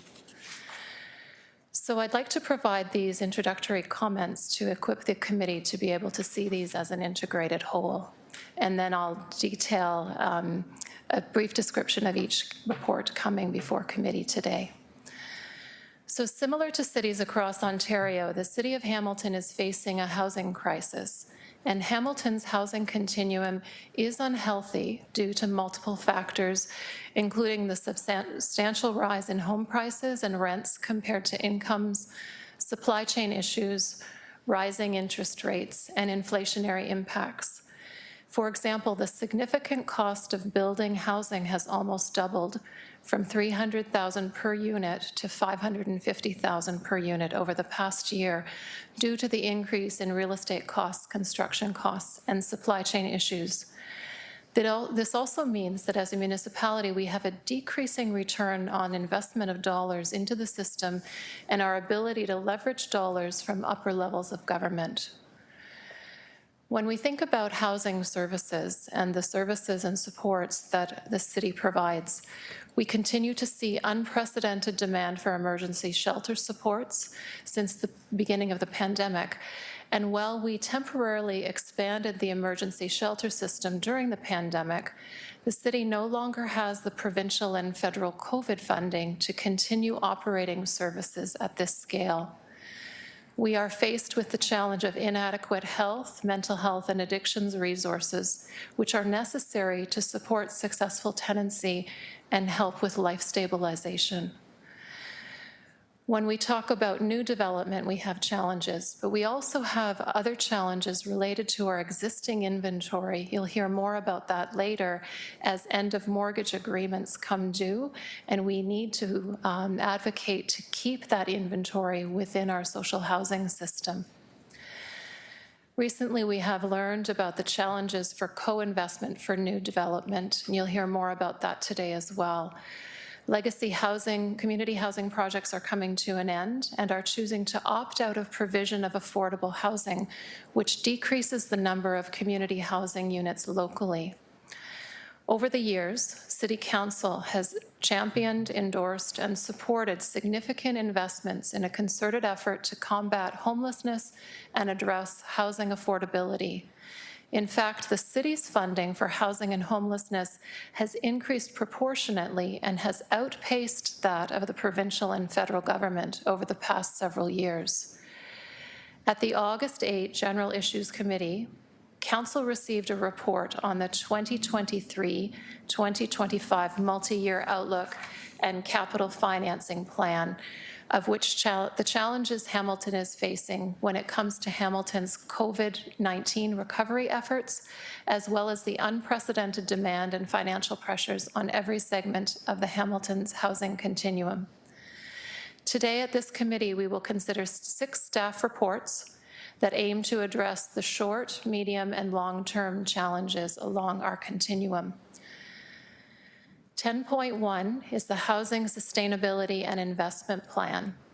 And the current environment makes it more apparent than ever that we need a clear plan for housing and investment that crosses across city government and our community so that we know how to invest and protect this housing continuum. The next 2 reports, 10.2 and 10.3, are linked. 10.2 is housing with supports for women, transgender, and non-binary community members, also known as the Arkeldon Project. Emerging from the pandemic and a project familiar to you, this is an opportunity to create permanent housing for individuals who would otherwise be served through our emergency shelter system. 10.3, Adaptation and Transformation of Services for People Experiencing Homelessness, Update 6. As we committed in our July meeting, we are bringing back an interim plan for our shelter system, and it seeks to end reliance on our hotel overflow and also balance the need within our community with our available resources. 10.4 is our approaches to addressing the challenges of financing for nonprofit housing developments in Hamilton. And this speaks to the conversation that happened at committee and council last month with respect to Caledon's request for development charge waivers, and also the presentation by Hamilton is Home with respect to 19 other projects that are known to us that are also looking and will be looking for development charge exemptions. And the final two reports, 10.5 and 10.6, speak to service and exit agreements. And rather than talking about new development, they're talking about how do we maintain our existing inventory for investments that we have already made in new development. We need to maintain, so 10.5 is service manager consents for Hamilton East Kiwanis nonprofit homes redevelopment of 1540 Upper Wentworth Street, and speaks to maintaining our inventory of social housing units that we have. 10.6, service and exit agreements for community housing providers at end of mortgage, speaks not only to Kiwanis, which is referenced in 10.5, but our general challenge in looking at all of the projects and all of the developments where the end of mortgage agreements will come to an end by 2030. And the plan as we go forward to maintain that inventory so that we protect that important resource for our community. So staff are prepared to answer questions and/or provide a brief overview as is needed or requested by committee members. And today and this week, Council and Committee is being asked to consider short, medium, and long-term interventions and investments across the continuum. We will continue to pursue reimbursement from upper levels of government for the greatest portion of these needs requested today as they relate to COVID-19 recovery and represent solutions that are designed to provide for needs of residents in our communities that have been exacerbated by the pandemic. By this, I'm referencing report 10.2 and 10.3. Should we not be successful in recovering these costs from upper levels of government, these needs would be funded from reserves and/or the tax levy and considered through the budget process. In conclusion, I'd like to underscore that it's important that homelessness and housing affordability is not seen as a challenge that the city can solve on its own, and we need provincial and federal partnerships, community collaboration, and increased funding from upper levels of government for our homeless serving system and along the continuum of supportive housing and affordable housing to keep pace with the increasing needs across our city. I'd like to acknowledge the work of the Housing Services Division as well as our finance team in the extraordinary effort and the large body of work that they have worked on and produced for this meeting. Some have come in from their vacations today in order to provide the expertise to answer councillor questions. Thank you, Chair Clark. Thank you very much. So, councillors, we have 6 items that are before us. It's an unusually busy agenda that is before us. I want to thank the staff for sorting the items into the 6 items before us as opposed to bringing in one large presentation and then we have to break it down, and it would have been rather confusing. So with that note, on 10.1, was there any presentation or comments from staff on 10.1, or are you fine to entertain questions now? To you, Mr. Chair, we have an introductory for 10.3, the shelter and adaptation. The rest will defer to the committee and respond to questions. Thank you very much, GM Burton. Okay, Councillor Nan, you're first up. Thank you through you, Chair, and also want to share and echo the thanks to Housing Services staff and Corporate Finance Services staff, and especially staff who've had to come in from vacation to be here with us today, given the comprehensive nature of these reports. And really, truly thank you for 10.1. I think this is completely justifiable request and recommendation from staff in terms of getting a consultant on board in order to help develop a housing stability and investment plan, especially given council's awareness of the challenges with the 19 projects, development projects, as well as the previous Caledon one. So I really, no questions here other than this is exactly the right thing to do, and happy to support the recommendations of staff in 10.1. Thank you, Councillor. Seeing no other speakers, would you like to move 10.1? Sure, happy to. Yep. Thank you. Councillor Jackson, your second 10.1. Thank you. Any further questions on the report 10.1? Seeing none, Madam Clerk, I'll call the question, please. The vote's up, councillors.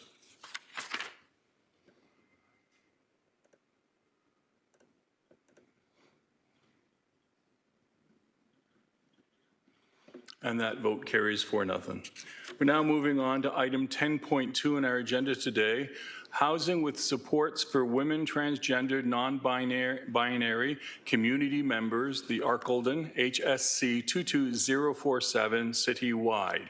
May I have a mover and a seconder to put the report on the floor? Moved by Councillor Jackson, seconded by Councillor Nan. Thank you. So the report is now on the floor. Any presentation on the report? Seeing none, open for questions and comments. Councillor Nan. Thank you, Chair Clark. I think my question is primarily to report number 3, but it's tied to report number 2. So I don't know how to parse it. So maybe I'll just hold until 10.3 once we've gotten the overview. And if there are some questions I might have that relate to this project, would you permit them? Yes. Okay, awesome. Thank you. Okay. So the report is before us now. Seeing no further questions or comments, I'll call the question on 10.2, notwithstanding that questions may come later today.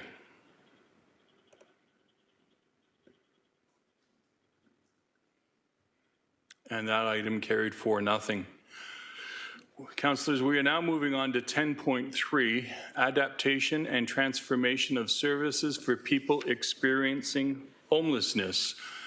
Update 6, HSC 20020F, citywide.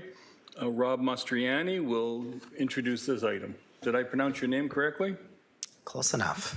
Well, you can correct me and then I won't forget. Through the chair, my name is Rob Mastriani. I am the manager of the Residential Care Facility Subsidy Program and Emergency Shelter Services. Thank you for the opportunity to provide additional remarks regarding the Adaptation and Transformation Update 6 report before committee today. It is important to recognize that Council has approved many actions over the last 2 years through COVID-19 that have directed funding to enhance supports for people at risk of and experiencing homelessness. Since March 2020, there has been significant adaptation to Hamilton's homelessness serving system to respond to unprecedented needs of unhoused residents in Hamilton through various phases of the COVID-19 pandemic. Appendix A to this report outlines many of the actions taken, including enhanced service levels in the emergency system, actions taken to strengthen health and safety protocols, and actions to support permanent housing solutions. To support this transition, Housing Services has identified key actions to support implementation of a phased transition plan over the next 18 months for the emergency shelter system. The transition plan will support the city in COVID-19 recovery efforts in a planned and gradual manner. Whereas continuation of service levels in the 2022 council-approved budget would translate to a cost of $22.5 million annually in operations, implementation of the proposed interim transition plan through the report recommendations would bring these costs to $2.26 million to $2.4 million in Q1 2023, and an additional $3.04 million in capital expense. This plan will allow for housing services to minimize use of hotels for emergency shelter spaces, while continuing to identify and implement person-centered approaches to emergency sheltering that are flexible, agile, and adaptable while also being financially sustainable. Staff recommendations within this report recommend approval to implement an interim plan for homelessness system service levels for additional pressures in 2022 and to the end of March 2023. The plan presented today identifies key actions to support a measured, interim, and cautious approach to a phased transition for the emergency shelter system. It attempts to balance risk with available resources and to ensure a level of stability in the sector, which continues to face critical capacity and staffing challenges. The following summary aligns with the order of recommendations within the report before you. The interim plan includes, in 2022, a one-time grant to Mission Services for capital improvements to a new emergency men's shelter location, replacing the current location at 325 James Street North, to retain permanent emergency shelter for approximately 58 men and 50 mid to long-term housing beds, and ancillary costs including security and damages associated with the rental of hotel rooms for expanded temporary emergency shelter for single men and women. From January to March 2023, extending the temporary emergency shelter operations at the former Cathedral Boys School, which provides interim capacity of up to 100 additional beds in the women's emergency shelter system. It is important to note that as the Arcledon housing solution comes online in late 2022, early 2023, temporary shelter at Cathedral will be decommissioned. The City of Hamilton does not have plans to make this into a permanent shelter location.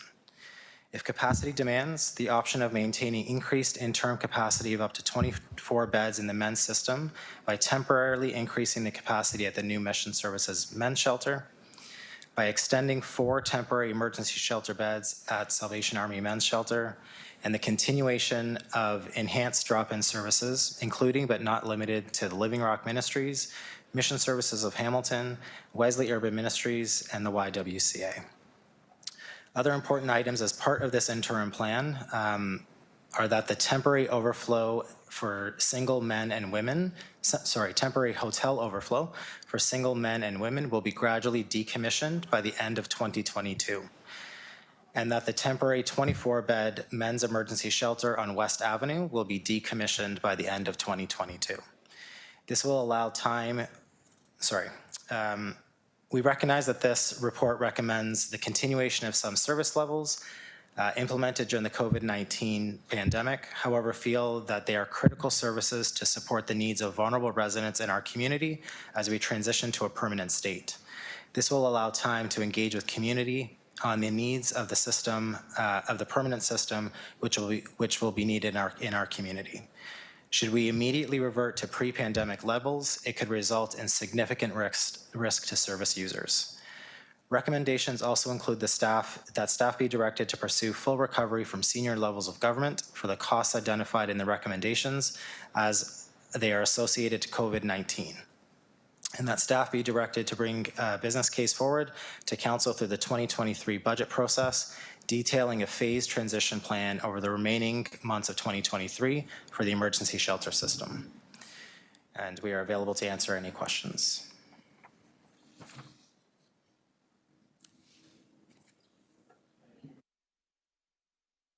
Thank you very much for that. I'd like to have a mover and a seconder to put item 10.3 report on the floor. Moved by Councillor Jackson, seconded by Councillor Pauls. Thank you. Open to questions on it. Councillor Nan, please. Thank you. Through you, Chair. I'm anticipating coming on a second time as I've got a lot of questions given the comprehensive nature of this transition plan. And I do truly appreciate staff's efforts in helping this municipality mitigate the crisis that the pandemic exposed and the kind of longevity under which we need to mindfully provide a transition plan for those who are experiencing homelessness given the realities of the population population and the realities that we need to manage as it relates to protocols and health and guideline to keep everyone safe and healthy. So my first question is in regard to the mission services new facility. And bear with me for a second as I've embedded my questions inside of each of the recommendations. So under recommendation I1 is a one-time grant to a maximum amount of $3.04 million to mission services for capital improvements to a new men's emergency shelter location, replacing their current location at James Street to a new one. So it's the new location has been clarified and discussed in the community through city public documentation as it relates to, I think, site plan approvals through the planning process. And so just wondering why this report doesn't reference the new location. Thank you. Who wants to take that?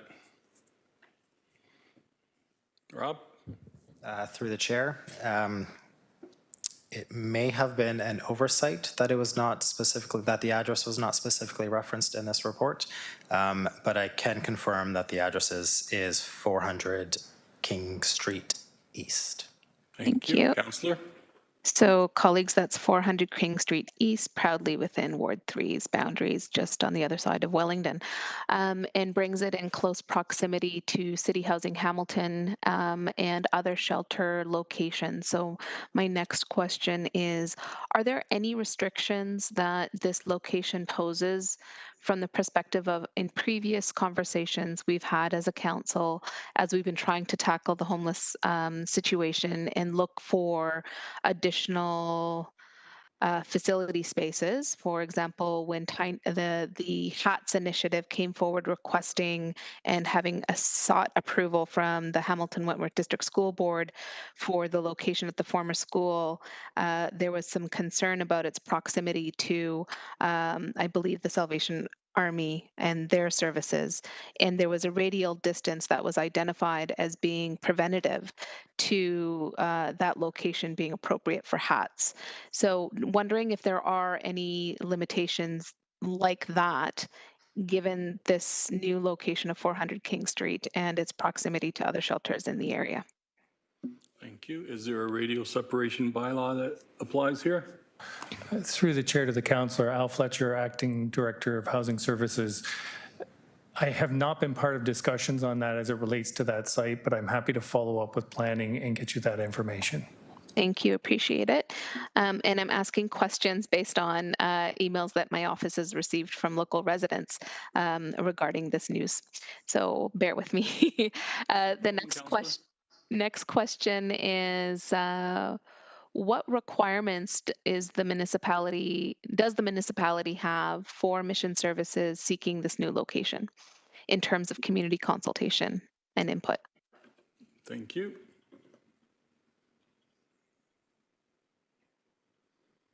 They are conferring. We'll be with you in a second.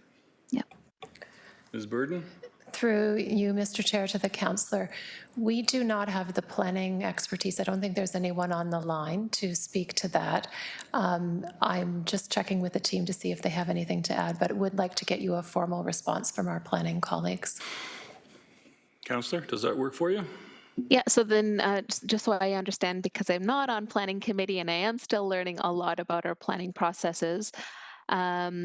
So through you, Chair, to General Manager Burden, would the community consultation requirements only be within a planning framework, or would there be is there anything that's within the wheelhouse of healthy and safe communities that says a service agency is required to do any community consultation? So outside of the 120-meter consultation that's required for OPA and zoning, is there other consultations under your plans? Go ahead. They are conferring. Through the chair, although community consultation has not happened to date, Mission Services, who's the agency owning this site or operating the site, has committed to doing ongoing community consultation moving forward. Thank you. And through you, Chair, to staff, I received the same confirmation from Mission Services. They've actually indicated that they are preparing to have a community consultation meeting in August and putting together a robust, ongoing, and direct community communication plan where residents can seek direct input from Mission Services directly so that we're not playing this middle role as a municipality or even as a councillor's office, but instead that Mission Services seeking to implement this operation are going to take carriage of the excellence that they aim to provide our community and those that they'll be serving through this location and doing so directly with the local and adjacent community. So I do want to publicly acknowledge that and provide some thanks there for their responsiveness to the request. Moving down in terms of the increased capacity of the additional 100 beds for the women's emergency shelter system at the former Cathedral Boys School, if I could, through you, the staff, and I thank you so much for working with my office in helping manage responses to the community. But on that, there has been a lot of concern that has been expressed over the duration of the temporary shelter being in operation. That include a lack of transparency of information as it relates to decisions, timelines, concerns about operations, concerns about the facility. And I know that in our meetings, staff had indicated that we would be seeing a dedicated web page on the city's website related to the temporary shelter. Could staff just comment to the status of that web page and how you see that being a solution to the ongoing concerns that are being expressed? Thank you, Councillor. Rob? Through the chair. So we have worked to update the city's website. There is a page dedicated to the temporary cathedral emergency shelter. So my understanding, and correct me, I can confirm it, but it is at hamilton.ca/cathedral. And it does have details there about approvals for operations to date, as well as noting recommendations that would be coming forward to this committee today. Should the recommendations be approved by committee and council, we will be updating that site with that information to ensure that the most accurate details about operations are included there, as well as some context about plans that there are no plans to operate an emergency shelter out of that location permanently. And any other updates that are required will be posted to that site. Thank you. Councillor, that's your 5 minutes. I don't have any other speakers. Would you like to continue? Sure, thank you. Through you, Chair, and thanks, staff, for the response on that one. I think that page is a great solution in terms of providing a one-source hub where my office and future Ward 3 offices can also access information as the work continues. As it relates to the last comment regarding the city has no intention of keeping this temporary shelter operating in any permanent capacity, could you please confirm, is it once the Good Shepherd building that was referenced in the previous report is complete, is it only then that we'll be able to decommission the temp shelter? And are there any other considerations at play before this temp shelter can be decommissioned? Thank you, Councillor. Through the chair. So the Arcleton project coming online and creating those 73 housing units for women is integral to the decommissioning of the cathedral site. Without the ability to house women into that location, we could be creating further risk of decommissioning cathedral before that, in terms of not having an emergency shelter solution for a number of those women. So they are tied together. We do have capacity of up to 100 women at that site. That is not to say that we will always have 100 women. So as we move towards the March 2023 date that we're recommending in the report, if we're able to reduce capacity at the location in incremental stages, we will do that. We will always look at our data driven by our information driven by our capacity. So we will not necessarily operate 100 beds until that date, and we will always work to decommission gradually towards the end date of that location. Thank you. Councillor? Thank you. Through you, so I got that. Just to make sure I got that correctly. So the temp shelter max capacity right now is 100. We are working system-wide, understanding and recognizing the system when it comes to women, non-binary, and trans shelter spaces is under capacity, has historically been under capacity, and even with this I can't say the word, with the new Good Shepherd project coming online, we may still be not at full capacity to meet the existing need. So the goal is to have the women who are in the temp shelter eventually serviced and supported to move ideally towards permanent housing solutions, some other transitionary housing solution, getting the wraparound supports that they need so that they can be successfully housed. And as that population moves, then we have the possibility of the max number of beds being needed there reducing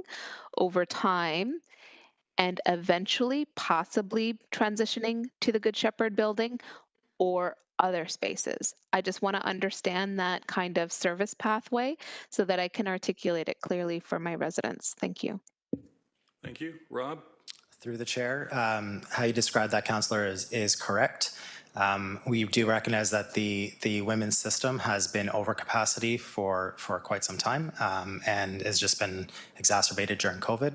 But the description that you gave there in terms of how we would work to look at the system as a whole, working towards housing solutions and outflow solutions for women in the system, and not only Arcledon, but relying on other interventions to help support women into permanent housing, and then looking at the system as a whole in terms of the number of women to that Arcledon site specifically, and gradually reducing capacity at the cathedral site until it is decommissioned. Councillor? Just making note, sorry, excuse me, gradual reduction until decommissioning. And could you again, through you, Chair, just confirm again when we're putting a date for decommissioning? Rob? Through the chair, we are seeking approval to operate until the end of March 2023. However, if our capacity allows us to close that site earlier, we would absolutely do that. Councillor? Okay, thank you. I do hope through you, Chair, that well, first of all, I want to say thank you to the Ward 3 community who has consistently shown compassion in the face of the ongoing emergency, not only in the pandemic, but part of that emergency existed prior to the pandemic, and the pandemic made it worse in terms of the number of people experiencing homelessness and the system of service that responds to their needs and moves people towards health, well-being, and housing. It hasn't been an easy road to walk together because of the complexity of issues that individuals who are facing houselessness contend with on a daily basis. And that has left many neighbors feeling very uncomfortable, very uneasy in their neighborhoods, and feeling insecure. And it has been 2 years now.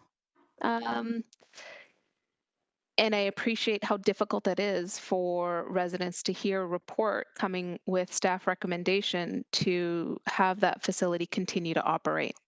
But that said, I also want to acknowledge the good work that Good Shepherd has done in both iterations of the temporary shelter that has not only served as a men's shelter, but now is serving as a women's shelter. And when it operated as a men's shelter, there was a significant number of individuals that went from the shelter into more permanent housing solutions and remain housed today as a result of that good work. And after transitioning to becoming a women's shelter, the the operations and the service provider continue to do that as well for the women that are in the facility. And we have to balance. If it was up to me, I would say there should be a shelter of this magnitude in every ward across the city because of the pressures of houselessness that exist here and the possibility that many people live with on the brink of economic security that I don't want to be able to predict for people, and I can't predict for people. But the reality at the end of the day is houselessness is an issue across every ward in this city. And I just want to acknowledge and respect Ward 3 residents for their ongoing compassion and willingness, although they're feeling strained because of the over-concentration of shelter services and over-concentration of services that provide that wraparound support being relocated into Ward 3, out of Ward 2, and out of the downtown core. And I'm sorry, I do have to say this, Chair, that as we make room for private development in the downtown core, we are displacing populations that have been historically served and cared for in neighborhoods in Ward 2. And I know previous councillors have supported that work and that carriage very well. But it is putting a pressure onto the neighboring ward now. And I just want to acknowledge my residents for having the difficult conversations with my office and with housing services staff over the last 2 years on this file. And the reality now that another shelter is moving from Ward 2 and into Ward 3, and this is not a parochial debate. This is not about, victim. This is not blame. This is acknowledging the truth that this displacement is happening. And there is an over-concentration occurring in Ward 3. So, Chair, I feel in this moment, I absolutely wholeheartedly will support the recommendations of staff because there is nothing else we can do. As a council, as a committee, as a municipality, we are coming to the call over and over and over again, repeatedly, to do what we can in a system that is underfunded, under-resourced. And it's not up to this municipality to come up with the funding to provide the resources to deal with the actual issue. We need the province to show up. We need the feds to continue to show up. The provincial government in their budget projections have said that they're going to increase supports to mental health and addiction services and housing. I am waiting for those dollars to come through. We are all waiting for those dollars to come through. Hamilton's not the only city dealing with these pressures. But I, at the end of the day, advocate on behalf of my residents and represent all of Ward 3. And there is a balance of issues here that I have to contend with. And again, all I can say is thank you to staff for your ongoing diligence, working through this emergency and extreme burnout in housing services, and still rising to the challenge and coming up with solutions to do what's possible to take care of the population under our carriage. Thank you. Thank you, Councillor Nan, and I did give you the extra time as no one else was wishing to speak. Are there any further speakers on item 10.3 the adaptation and transformation of services for people experiencing homeless? Seeing none, Councillor Nan, can you take the chair for one moment so that I can ask Certainly, go ahead. one question? So I'm looking at Appendix A in 10.3. This is a chart that lists the different sectors and interventions, and then it indicates what we did up until December 31st of 2022, and then what we're going to do up until March 31st. When I'm looking at this chart, it all looked great until I realized that the additional flex capacity hotel overflow of 86 beds is not going to be in place in the interim approach up to March 31st of 2023. So when I'm reading this, Vice Chair, that looks like we have a shortage of beds going into the winter months, according to this chart. Can I just get clarification? A, am I reading that correctly? Through the chair, we will have the number of beds for single individuals in the system, which we have in the hotel overflow program right now. Those will be decommissioned, so there will be a reduction in overall beds.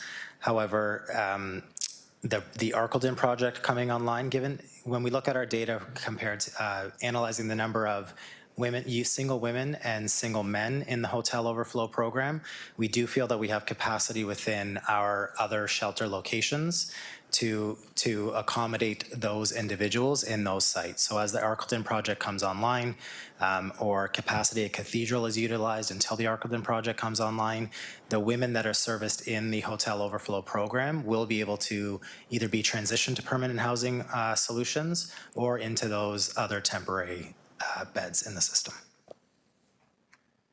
So the sector and the interventions, Vice Chair Nan, on the left-hand side of the chart, you're now indicating to me that the Arcledon is not included in any of those items?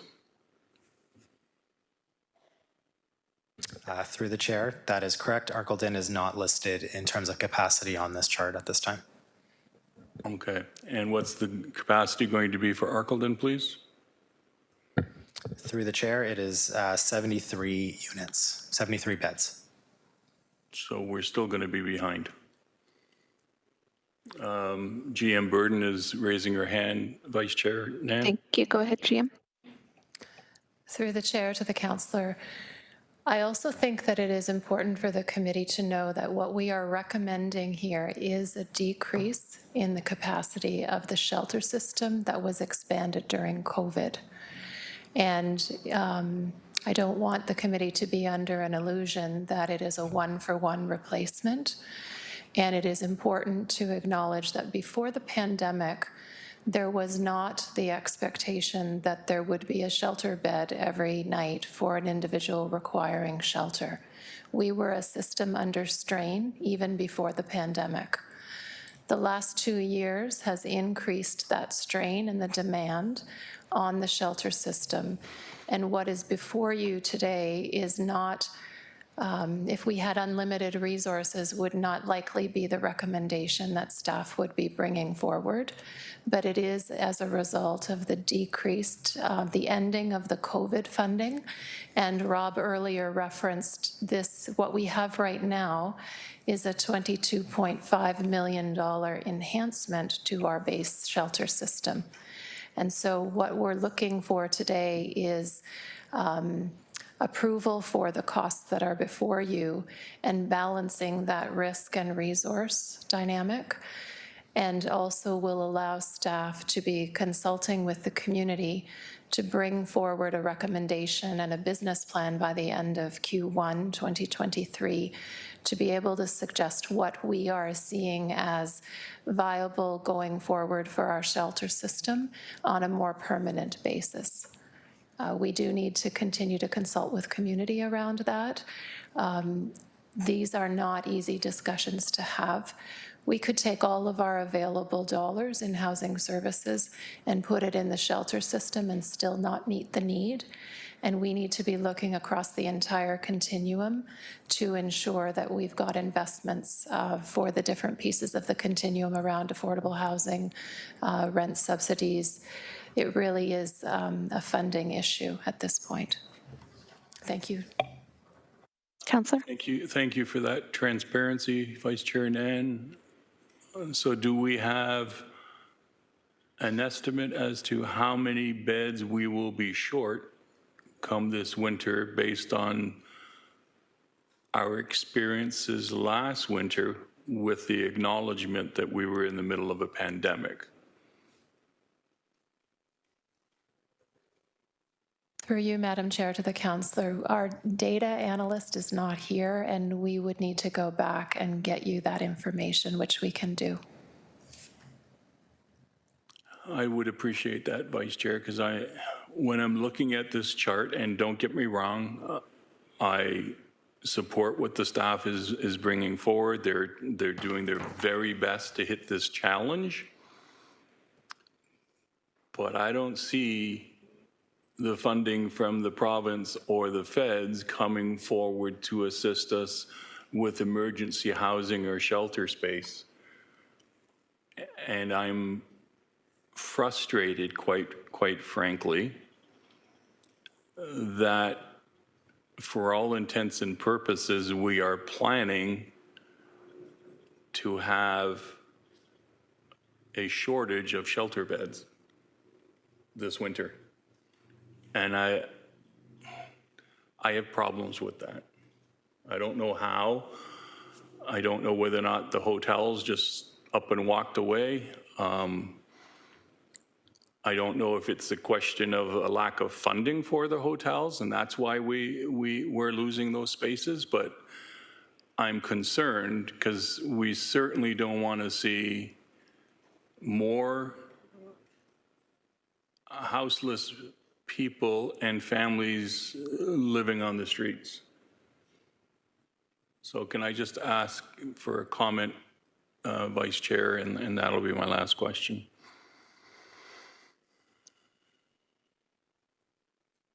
Who'll be answering? They're conferring. Thank you. Through you, Madam Chair, to the councillor, we can get the data for tomorrow, even for the council discussion, should there be an interest in having the conversation with council. I'm not sure that I heard the question. I was listening and I agree with what you're saying.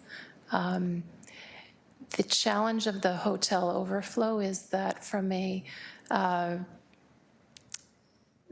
it's a high cost temporary solution that we implemented in an emergency, a state of emergency, and it is not sustainable.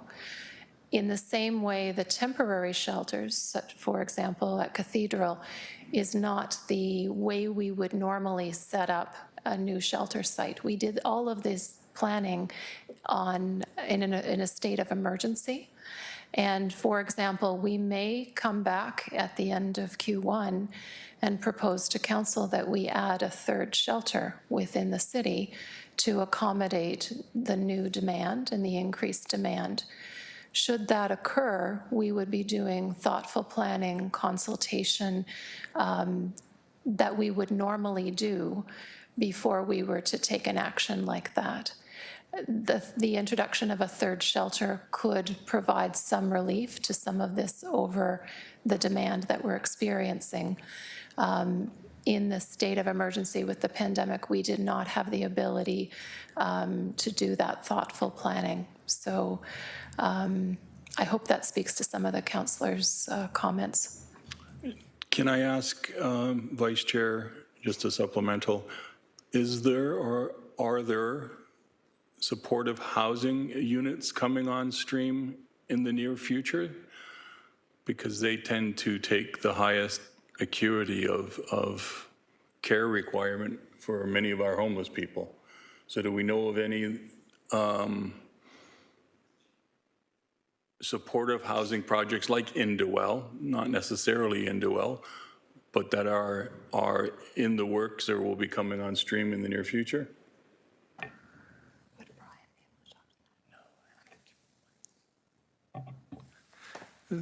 Through the chair to the councillor. So the only immediate one is the Arkeldon property by Good Shepherd. And you'll see later on in our report, there's about 24 projects that are affordable housing projects that are in various states of approvals. Some of those will provide supports as well, but they're not imminent. Okay. And through you, Madam Chair, I would, just to highlight again, supportive housing is another pressure. So mental health and addictions wraparound services and supports is a provincially funded service. It was not designed to be met by taxpayer dollars locally. And one of the concerns that staff would have in the focus on supply of new units is that without the corresponding services and supports for the individuals living in those units, housing supply is not enough. And so this would be part of our advocacy efforts for upper levels of government to respond to some of the requests around supportive housing, in particular for our 100 high acuity homeless that this committee and council is aware of, that we have developed a model in partnership with leaders across the city from a variety of sectors through our HAIL table. Thank you, Madam Chair. Thank you very much. I'll take the chair back, Councillor Nan. I have a first-time speaker in a visiting councillor. Councillor Farr, please.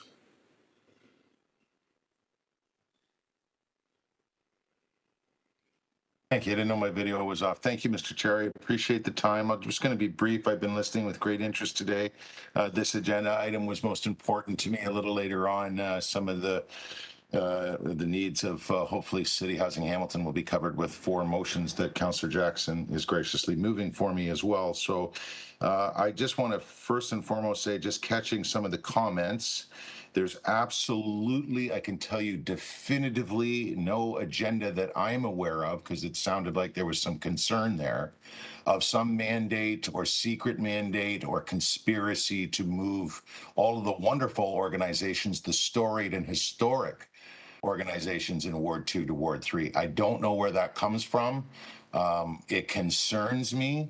I can also definitively say I know we're looking, the committee now is looking at radial limitations, bylaws, and so forth as it relates to mission services and the new location that they, 100% them, want to go to double their services, to have build the suit, heritage restoration, and tackle what is obviously a gap that we all recognize, and that's been said, in the men's shelter system. So I can tell you, as a constituent in dealing with mission services, not only with this, but so many other things over the years, but I can tell you 100% that this is their thing. They heard from, or would have never heard from, but this has nothing to do with anybody in Ward 2, including this ward councillor, trying to move them along to Ward 3. I can tell you that if they were on right now, Mr. Chair, they would say the same thing 100%. So I don't know if that was the reference to mission services or others. I'll also say Good Shepherd will tell you we've worked very collaboratively in bringing what is now the temporary facility there in Stinson to Arcleton, and it's another much needed provision, and that the city is very, very much involved with, even more so if what's here before us today passes as it should. So I just think it deserved an answer. I hadn't intended on jumping in. I really do feel, knowing this committee and having watched many times and been part of it for 8 years as well, that this is the kind of item that gets the pass, and hopefully will at council tomorrow as well. But when I heard that, I thought I better, at least as the Ward 2 councillor, respond. It deserves a response, especially if the media or social media is following that comment and that concept that I actually just heard here at Emergency Community Services. So thank you for the time. Thank you, Councillor. Councillor Nan is a second-time speaker, please. Thank you. Through you, Chair, I realized I missed one of the questions that residents had asked for me to seek public clarity on today, and that was in regards to the $3 million plus grant to mission services for their improvements. And people can rewind the tape and hear my comments about my respect for the organization and their services. So I'm not saying anything to jeopardize that. The question from residents is there any criteria attached to that grant? Will they be required to pay it back after being able to sell the land at James Street? Who wants to answer that question? When in doubt, go to Mr. Zagarek.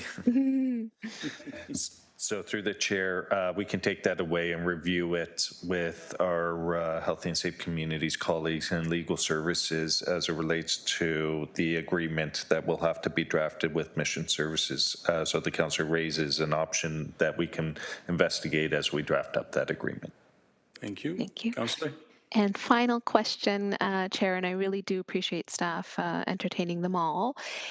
In terms of the questions that I got the response that staff will go either speak with planning, find out about radial separation stuff, and now this piece, when would we get responses to those questions? Al? Through the chair to the councillor. So as we were talking here, I've sent off a note to planning to try and get that as quick as possible. The capacity numbers that Councillor Clark was asking about, we've already got a message out and we'll have that before tomorrow as well. And in regards to the funding, I think Mr. Zagaric would like to speak to it. Through the chair, with regards to the funding, again, we'll consult with our colleagues in Healthy and Safe Communities, Legal Services, and most importantly, Mission Services as it relates to their business pro forma, understanding how they might reflect the existing asset in their business pro forma to see whether those funds are committed. If not, the option would be to build that in as a potential offset to the funding. Truly appreciate all the responses. Thank you very much. Thank you. Councillor Nana, if you can take the chair just for 1 second. Passing back and forth. You got it. Thank you. When we're looking at the radial separation bylaw, can we check with legal? Because I had read, and I cannot recall where it was adjudicated, but there was a human rights issue with regards to radial separation bylaws being discriminatory for different groups and cohorts of individuals. And so I'm not sure whether or not that would apply to some of the housing emergency shelters, things along that line. So can we just get that verification also, just to make sure that as we're moving forward, we've got everything that we need? Through the chair to the councillor. So I was involved back when this zoning was put in place, and remember the human rights arguments that were out there, and there were no changes that actually came out of that affected the bylaw, but I'm more than happy to check with legal and get back to you. Excellent. Thank you. I see that as being the last question. So the item 10.3 was moved and seconded, and we'll now have the vote, please.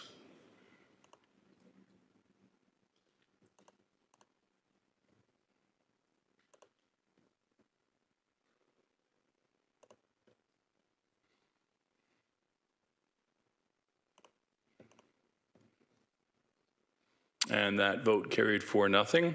We're now moving on to item number 10.4, which is the approaches to addressing the challenges of financing for not-for-profit housing developments in Hamilton, report number HSC 22050/FC220S3 citywide.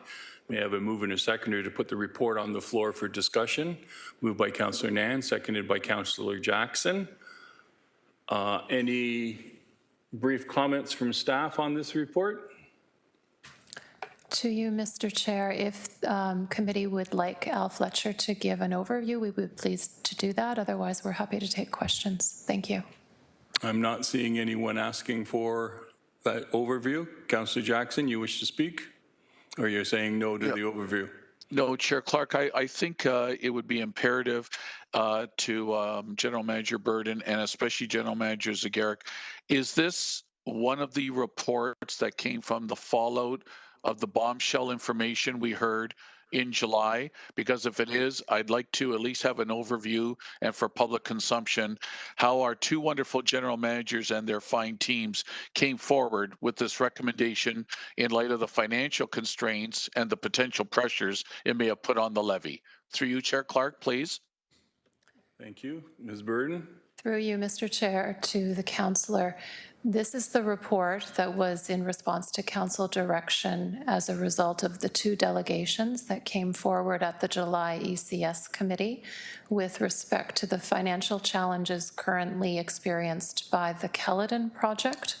And then also Hamilton is home delegated and shared their similar challenges for another, what we have now quantified as about 19 projects known to us. All of these projects would be requesting consideration of DC exemption charges potentially. And so it's part of the challenge that is faced not only by the Caledon project in their current request, but also these other projects that are in the report.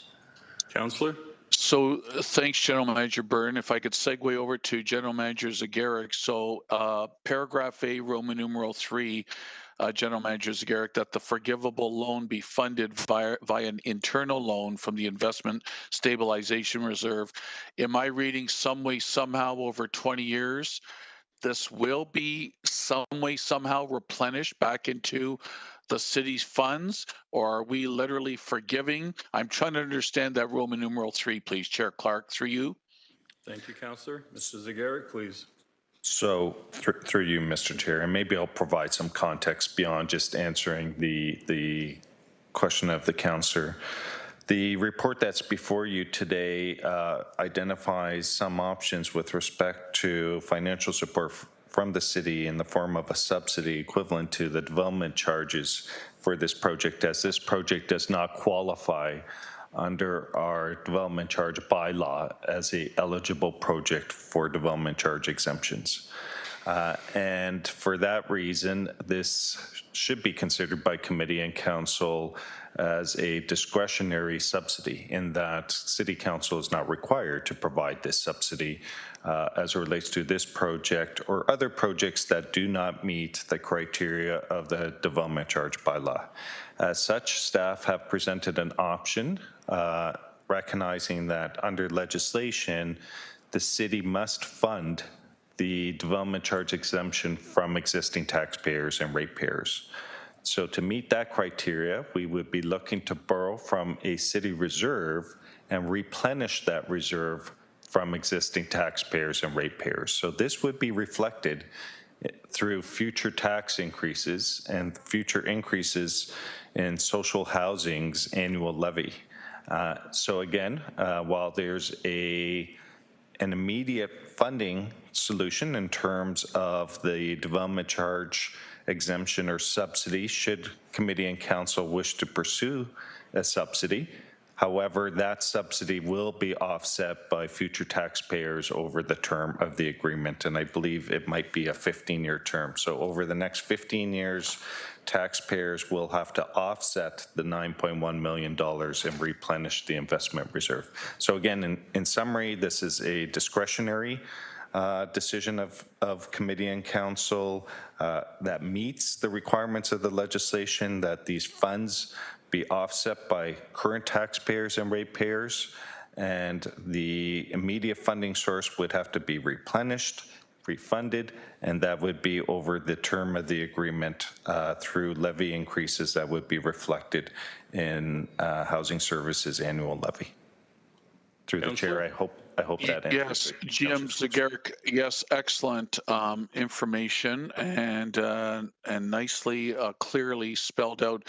So is this report 10.4, GM Zagaric, site-specific for 60 Caledon that's mentioned in the report, or are you capturing the other 19 or so that GM Burden also referenced? Through you, Chair Clark.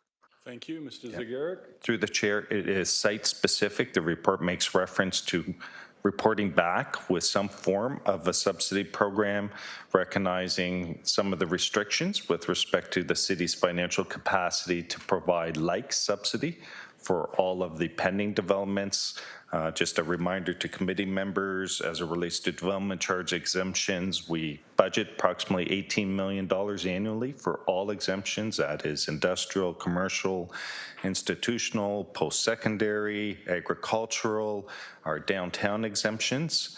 And this one exemption would represent about half of what we budget annually for development charge exemptions. And finally, the other constraint we're facing and why staff are recommending reporting back with a longer term strategy, which very likely will have to require a ceiling, a financial ceiling that will be less than the demand as it relates to equivalency to development charge exemptions, is that we have a $60 million liability as well that we have to solve over the next 10 years. And so when you layer on $60 million in DC liabilities, when you add on these potential additional discretionary subsidies and then the ongoing subsidies through development charges for all those other sectors, you can appreciate the challenge that we're facing in terms of those future levy increases. Thank you. GM Zagaric, you're overwhelming me with the additional financial pressures. But on a positive note, to sum up, Chair Clark, if I've interpreted correctly, GM Zagaric has been at his absolute financial creative best to ensure, if I'm interpreting correctly, this, if we approve this today, will be the city and the city's taxpayers across our community. This will be our form of accommodation to ensure these affordable housing units at 60 Caledon to start with move ahead. And I hope the reps from the project at Caledon are listening carefully, because over the next 15 to 20 years, taxpayers will be replenishing the DCs to ensure hopefully these affordable housing units will be built. GM Zagaric and GM Burden, extremely well done. I'll be supportive. Thank you, Chair Clark. So through the chair, if I can, and I apologize for jumping back in, but I didn't want to be silent with respect to the city's overall contribution to this project. Just to remind committee members that the city has also made some financial capital contributions, some waiving of parkland dedication fees, of some building fees that I believe represent about $9 million. So it would bring, if approved by committee and council, it would bring the city's contribution to approximately $18 million. So again, recognizing the interest in leveraging, I believe, $23 million through the federal government, through CMHC, the city's contribution now is representing a major contribution as it relates to this one development. Chair Clark, in spite of my concluding remarks, do I still have any time left, or I go back on a second time? 1 minute, 30 seconds, sir. So to further conclude, and for the future, GM Zagaric, given the pickle we got in because it was the federal program that somehow altered and changed the definition of giving funding, and if they've got DCs to pay, they have to use the federal funding to pay the municipality. Have you had a chance to talk with federal counterparts? How do we avoid this unfortunate pickle we got in last month going forward? And that is my last question, Chair Clark. Thank you, Councillor. So through the chair, I wish I had a strategy on how to avoid these types of situations going forward. My sense is that the CMHC has an expectation that municipalities are going to be major financial participants as it relates to housing options tied to the housing crisis. And as such, whether it represents development charges or whether it represents a subsidy, CMHC is expecting municipalities to be funding partners. So whether it is through waiving of DCs or some form of subsidy, and to that point, staff, again, the recommendation is to develop and report back with a longer-term sustainable subsidy program for affordable housing. Councillor. Thank you very much, Chair Clark. Much appreciated. No, my pleasure. Next speaker is Councillor Danko. Thank you, Mr. Chairman, and thank you for the time today, committee. First of all, just on the terms of the forgivable loan, I just want to highlight that this is a not-for-profit affordable housing partner, and that the site 60 Caledon specifically is 100% affordable housing units. So there is no market component to that, and it's all not-for-profit. So I just want to be sure through you that the terms and conditions of the loan reflect that status of the proponent as being a not-profit and providing 100% affordable units. Mr. Zagaric. Through the chair, absolutely, we can take that those comments from Councillor Danko back, and I'll just draw your attention to recommendation. I believe it's a subset 3, and the intent of a forgivable loan for over 20 years is for the city to leverage its financial contribution in that these units will continue to be deeply affordable units over a 20-year period to reflect the city's financial contribution. Thank you. Councillor Danko. Thank you. And further to Councillor Jackson's comments, I mean, this is a very significant ask of taxpayers. We're talking about, I think, a $570,000 annual levy cost for the term of the loan, which I think it was stated was 15 years. in addition to, as General Manager Zagaric stated, the already commitments that we've made to that site. So, it is a very big ask. One part that I was a little bit confused of is the statement that this is a development charge exemption. I don't think that it is, because they're still going to be paying their development charges. This is a forgivable loan in place of a development charge exemption. Mr. Zagaric? So through the chair, I appreciate the question. I apologize if I misspoke. Firstly, I did misspeak. It is a 20-year term in terms of the forgivable loan. And again, the councillor is correct, it really represents a subsidy that is equivalent to development charges. So again, it's a subsidy that is equivalent to the value of development charges. Councillor? So given that it's not a development charge exemption, and it doesn't fall under the requirement that it has to be levy funded, I'm just wondering if there are other options for funding besides the levy, funds that may be sustainable that could assist with the levy impact, such as the future fund. Are there any other options besides strictly levy funding? Mr. Zagaric, please. Yeah.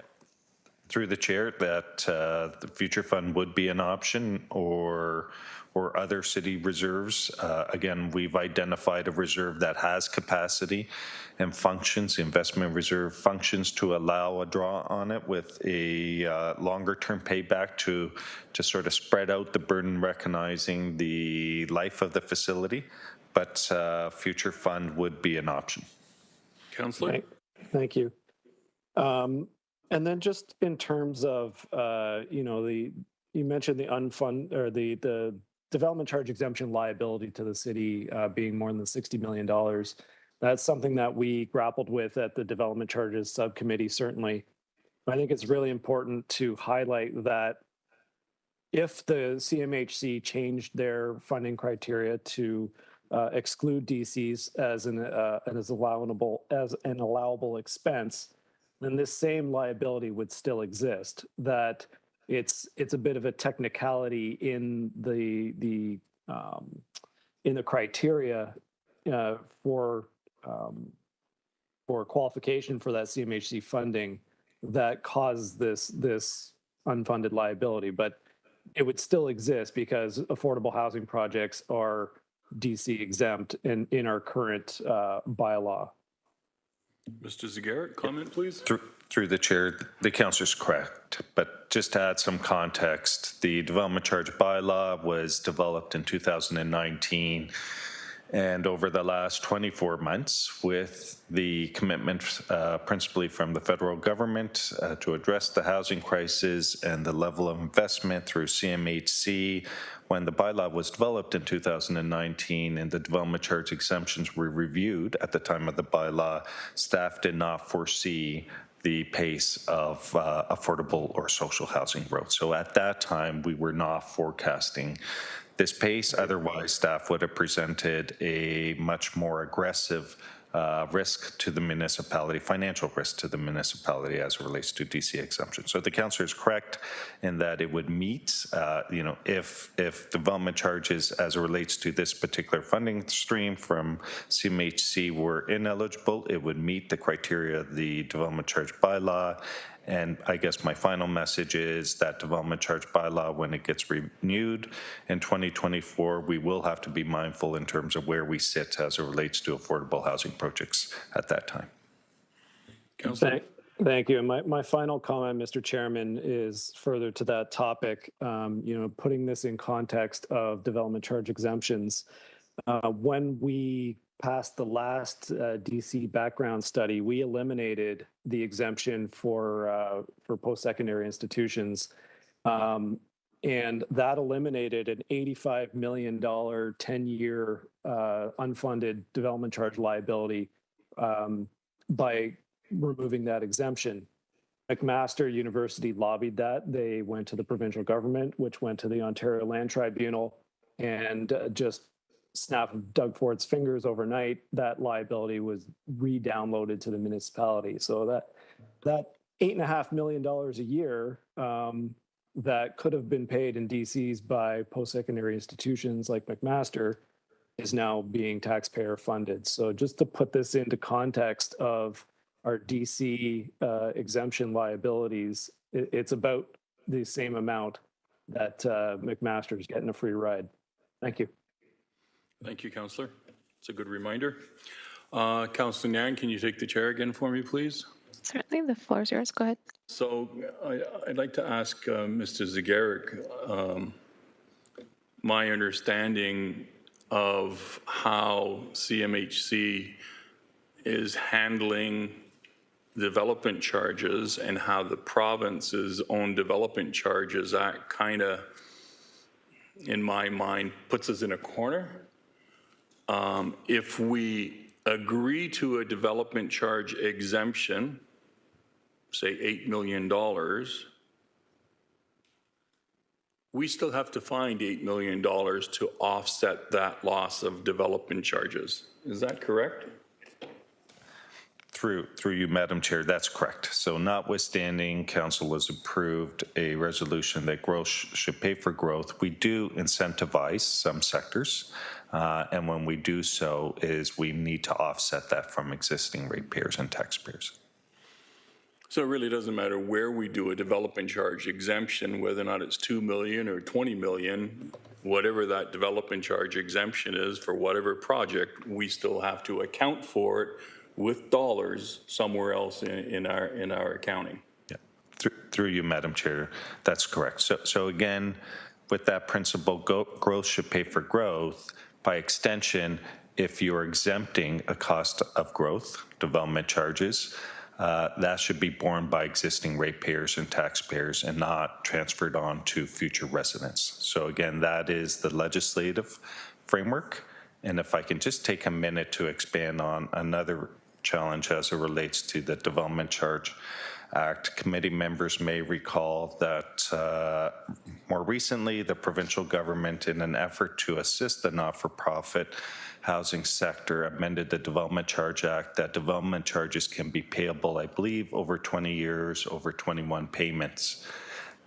Where that represents a challenge for the not-for-profit sector as it relates to entering into a financial agreement with CMHC is that my understanding CMHC sees that as a liability, a future liability. And so while the province was seeking to provide some financial flexibility to the not-for-profit housing sector, it may not be working as effectively as the province was hoping because the provincial or federal agency that the federal government is transferring their funds through does not treat that in the intended manner that the province was hoping that it be applied in.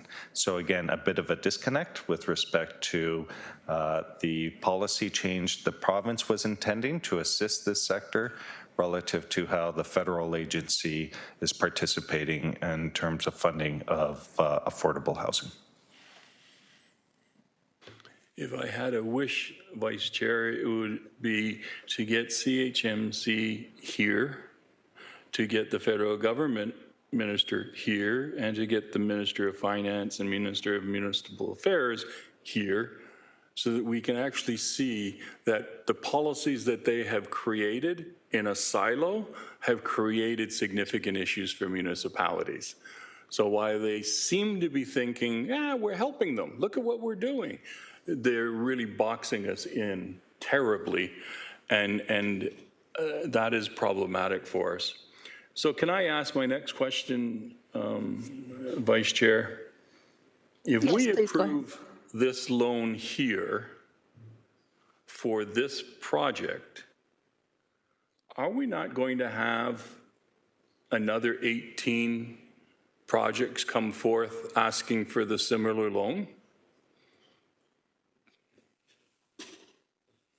Through you, Madam Chair, it is a possibility. So staff are presenting a option, recognizing it is a discretionary option for committee and council to consider. Does it force or require the municipality to treat other parties in a similar manner? It doesn't legally, but it does, it could set an expectation from other providers for equal treatment. Yeah, I've never been one for the first through the door gets the gravy. In this case, I don't know how we're going to handle it if we have 19 other projects that are all seeking some form of DC exemption or financing, and they're all coming to a head very soon. So any thoughts on how we're going to try to manage this hot potato? So through the chair, if I may, so the projects that are on that list in Schedule C are all projects coming forward. If they choose to go through CMHC co-investment, that's where the eligible expense issue comes in. If they seek funding outside of CMHC co-investment, they are eligible under the existing development charges bylaw to be exempted from DCs. I think this goes to similar to the comment from Councillor Danko that if Caledon was to find other funding outside of CMHC co-investment, the way the DC bylaw is currently set up, we are on the hook for that cost. What I will note is that recommendation B that's in the report speaks to bringing forward a housing service subsidy program early next year, referred to the budget of 2023, which would cap the amount of funding we would have available to support projects. It provides some financial certainty for the city, and that would actually, by doing that program, it's already built into the DC bylaw that exemption would be removed without reopening the bylaw to appeals, discussion, or consultation. So that is what staff is trying to bring forward to limit the exposure the city would see in the future. Councillor? And so when I'm looking at Appendix C then, and I see the grand total at the bottom of the page of $30.6 million, which is really, whether we call it a development charge exemption request or whether or not we call it some other form of financing, that's what these 24 projects are aiming for. Am I reading that correct? Through the chair to the council, you are reading that correct. Now, the projects that are in there are in various states of approval, so it does not mean that we will be hit with all those DCs in the next month or 6 months. These are projects that are being built over the next 2 to 3 years. By bringing this program forward in the new year and having a budget cap to it, that will limit our exposure in the longer term. The downside is it means less projects will probably be financially viable moving forward, and that's where we'll be seeking the partnerships of the province and the federal government to support funding for these projects. We can't do it alone. So with respect to 10.4 and the recommendation, what happens if the committee or council, for that matter, makes the determination not to proceed because of the financial pressures that it's going to put on the municipality and push it back to the province for resolution? Through the chair to the councillor, my understanding in speaking with the proponents, when the issue of the DC exemption came up, because that was part of their pro forma going forward, without that investment of the city, the application was going to be sent back to the proponents and they would not be successful for their financial ask, which in turn would make that project not viable. So then the burden lies on finding funding somewhere else. Well, that puts us in a pretty pickle, doesn't it? Those are all my questions. I appreciate the answers and the candor across the stream. This is going to be incredibly challenging, and I sincerely hope the senior levels of government are aware of the pressures and challenges that this is putting not just Hamilton on, but other municipalities as well. Are there any further questions, first time or second time, for 10.4? If I could, Chair, just on that last point, if we could get an update from Government Relations Staff Director Morgenstall regarding that last piece in terms of are we in constant conversation with the province and the feds about this scenario and the impacts of the Canadian Mortgage Housing Corporation's change in criteria midstream and the impact it's having on these now 20 plus projects that are delivering much needed affordable housing that the National Housing Strategy dollars are going towards. Thank you. Thank you. Is Morgan on the line by chance? So through the chair, we can take that, no problem. that direction back. I will add that following a earlier conversation at council, there was some direction to reach out, for the mayor to reach out to federal representatives. I did join the mayor with a call with MP Hepner and MP Collins some weeks ago to speak to some of the disconnects between provincial policy around development charges for affordable housing sector and CMHC. We did deliver those messages through that meeting that occurred a few weeks ago. Thank you. Thank you. Seeing no further speakers, item 10.4 is properly before us. I will call the question.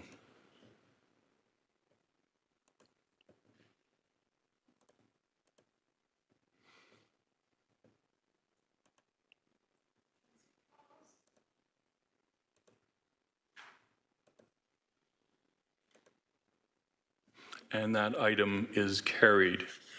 We are now moving on in the agenda, councillors, and I appreciate your patience. Item 10.5 is Service Manager Consents for Hamilton East Kiwanis Nonprofit Homes Redevelopment of 1,540 Upper Wentworth Street, HSC 22038 in Ward 7. May I have a mover and a seconder to put the report on the floor? Moved by Councillor Paul, seconded by Councillor Nan. Are there any questions with regards to this report? Councillor Nan, please. Thank you through you, Chair, and I apologize. I made it through majority of the reports and then I neglected to get into the details of this one. So if I could just quickly ask staff in regards to the delegation by Mr. Sibley earlier and the request of having subsidies be able to transfer as our social housing not-for-profit providers not decommission, like move units, right, as they are developing their development portfolios forward. So the request was to eliminate the challenge, which was seeking council approval for each individual scenario versus the possibility of having staff have, I don't know if it's a blanket authority to move in this direction. If staff could please comment on that piece from the delegation, I would appreciate it. Thank you. Mr. Fletcher, please. Through the chair to the councillor, staff would support such a policy that allows flexibility without having to, within certain parameters, without having to go to council. Brian Krepp's manager is online and I think can speak further to some of that. I understand that one of the challenges is that sometimes if we're looking at either an expansion or moving to a new development, sometimes those subsidies are more costly and it's not always a cost neutral, but certainly something we can look at. Mr. Krebs, it looks like you've added more books to your shelves behind you. Not that I'm keeping track. Go ahead, sir. You have the floor. Yes, so through the chair, General Manager Burden is correct. We would need to identify a funding source because in most cases, when you transfer subsidy, it is insufficient to fully fund the subsidy for the same number of units in the new building. It's just because the cost structure is higher in the new project. but we would certainly be happy to take that away and investigate something that and bring it back. Yeah, I appreciate those responses, Chair. Then just in consideration of that, I would, at the appropriate time, if we could, I don't know if it's appropriate to add it into this motion, into the staff report, or if it should be a standalone motion. I'd be prepared to move that if there's a will of the committee to pursue that, given staff's positive response in terms of being able to walk away and put together a policy that's within those parameters for those subsidies. Thank you.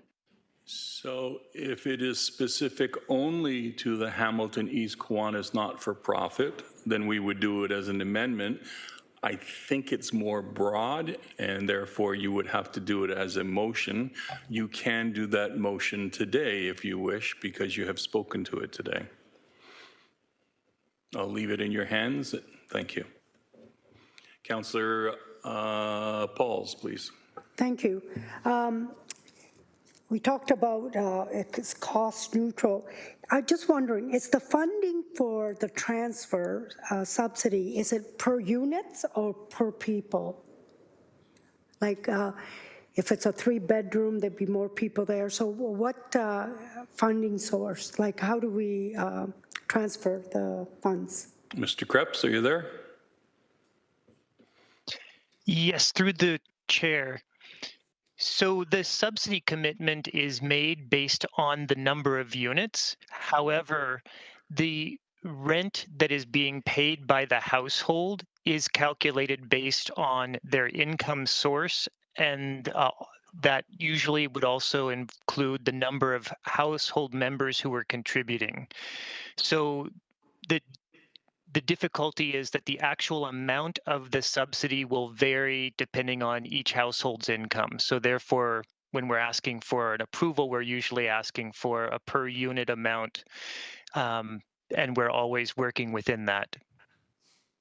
Thank you for that. Thank you. Thank you, Councillor. Any further questions or comments? Seeing none, we call the question, Madam Clerk. Oops. The vote's up.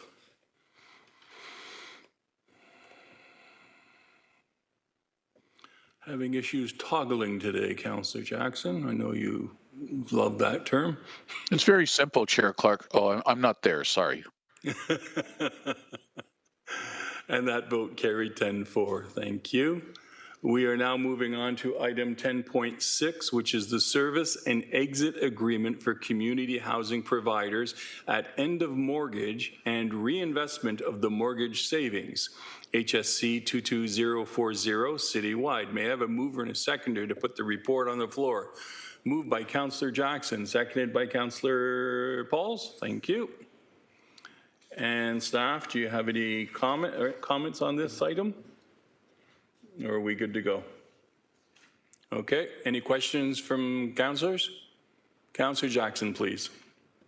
Thanks, Chair Clark. Through you to the Acting Director, Al Fletcher. Al, just where is the money's coming from, please? Like the C part you're referring to add 1.1 million to the 2023 budget for housing.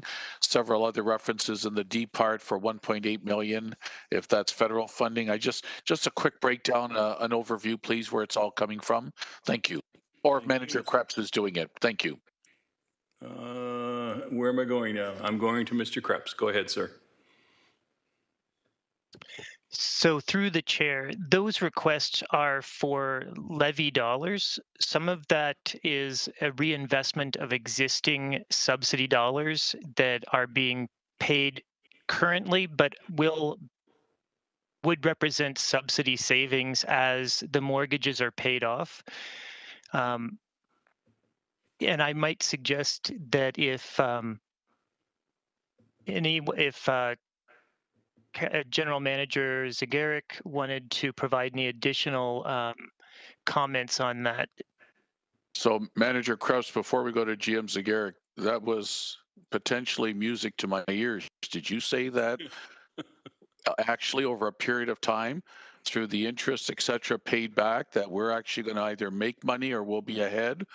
Did I hear that correctly? And does GM Zagaric want to put his stamp on that, Chair Clark? Mr. Krebs first. Certainly, through the chair.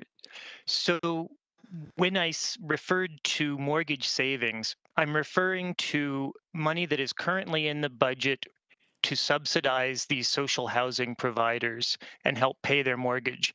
As those mortgages are paid off, the city could choose to realize that as savings to its budget. What we are asking in this report is that the city forego those savings and reinvest that in future social housing subsidy. Do you want to park it into like a reserve fund or something? Is that what I'm hearing, Chair Clark? Mr. Krebs? So through the chair, under the new legislative framework that we have from the province, we need to enter into new service agreements with our existing providers as their mortgages are paid. And part of that is an investment plan or a financial plan. And we need to be able to offer some additional subsidies depending on the needs of each project. So the reinvested funding would be used to help provide support to those social housing providers. The reserve fund is in recognition of the fact that there might be the revenue might be uneven year to year, and so to be able to put some of that funding in the reserve and then draw on it as we need to. Okay. I wish to hear from Mr. Zagarek, Councillor. You know, Manager Krebs, you did your very darn best to be an employee under General Manager Zagarek. You did your very darn best. Do you mind if I just quickly segue to the General Manager of Finance, just to maybe add on to what you said so I'm perfectly clear? Through you, Chair Clark, please, and thank you, Manager Krebs. Thank you, Councillor. Through the chair, I'm very happy to hear what General Manager Zagarek has to say.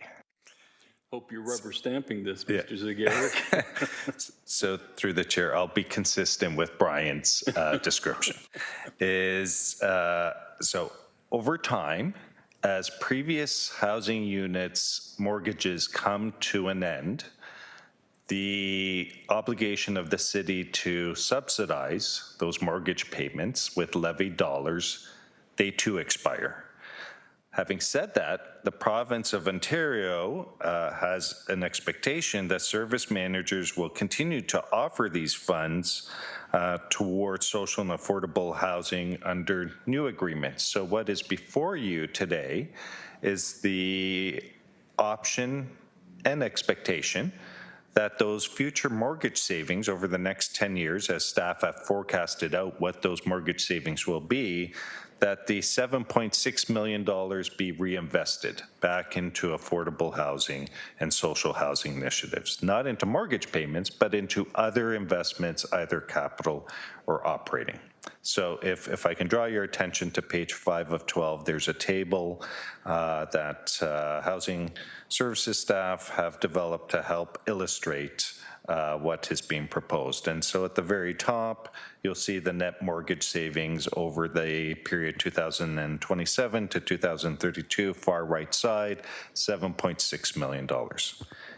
The second line relates to an issue that has been before committee through the budget process is federal Gazette funding. So as the federal government amends its funding programs for social affordable housing, the reduction in what's referred to as Gazette funding represents now a levy pressure. In order for the city to continue to provide that same level of service with less federal support requires an infusion of local taxpayers' funds, and that's the $1.1 million annually in the table. That is being referred to the budget process as per the recommendation of the report. So committee and council is not being asked to make a decision today, but that will be referred to the budget process. And simply the balance of the table is intended to illustrate if those first two funding sources were to be approved, how staff envision over the next 10 years, how that flow of funding, approximately $1.86 million will be available towards those capital or operating investments in the housing sector. So through you, Mr. Chair, Brian was correct in terms of how he was describing it, and I hope I was helpful in just relying on the table Brian and team developed, table 1 of the report. General Manager Zagaric, crystal clear. Thank you, Chair Clark. I fully understand it now. Thank you. And Mr. Krebs, it was crystal clear with you too. Okay, any further questions on this item? Thank you very much, Mr. Krebs, Mr. Zagaric, and we'll now call the question, please, on 10.6.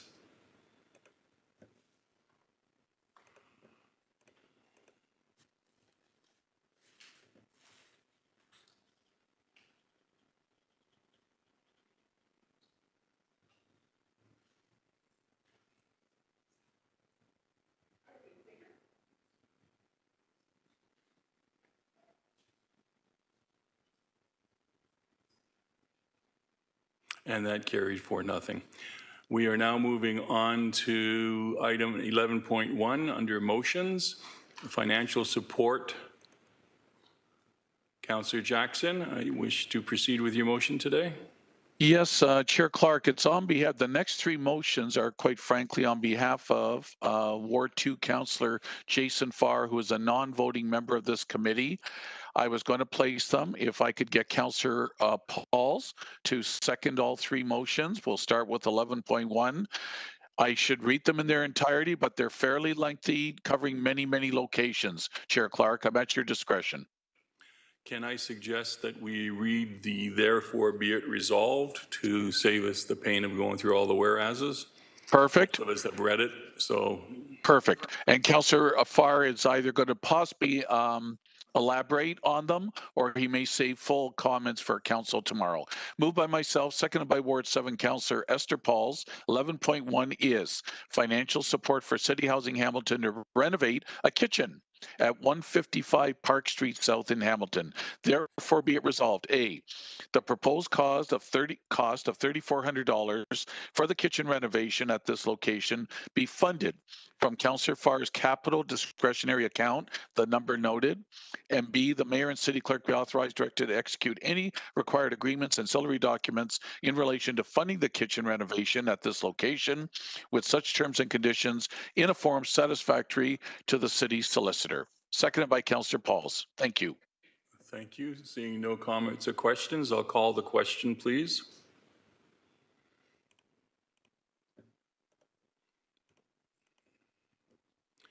Councillor Pauls is giving you a thumbs up.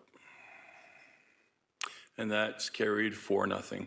Councillor Jackson, would you like to proceed to 11.2, please? Yes, as I am Councillor Farr's standby guy today, absolutely. Moved by myself, seconded by Ward 7 Councillor Esther Pauls.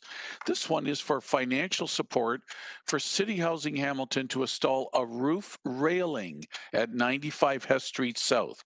Therefore be it resolved that the proposed total cost of $150,000 extra HST for the aforementioned roof railing installation at 95 Hess Street South be funded from Councillor Farr's area-rated capital reserve account number listed, and that the mayor, city clerk be authorized directed to execute any of these agreements, documents in relation to the funding of the roof railing installation at this address, terms and conditions satisfactory to our city solicitor, seconded by Councillor Pauls. Chair Clark.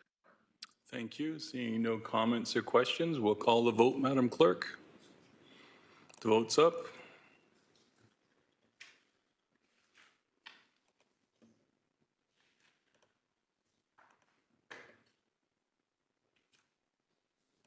And that vote carried 4-0. Councillor Jackson, we're moving on to 13.3. Please place your motion.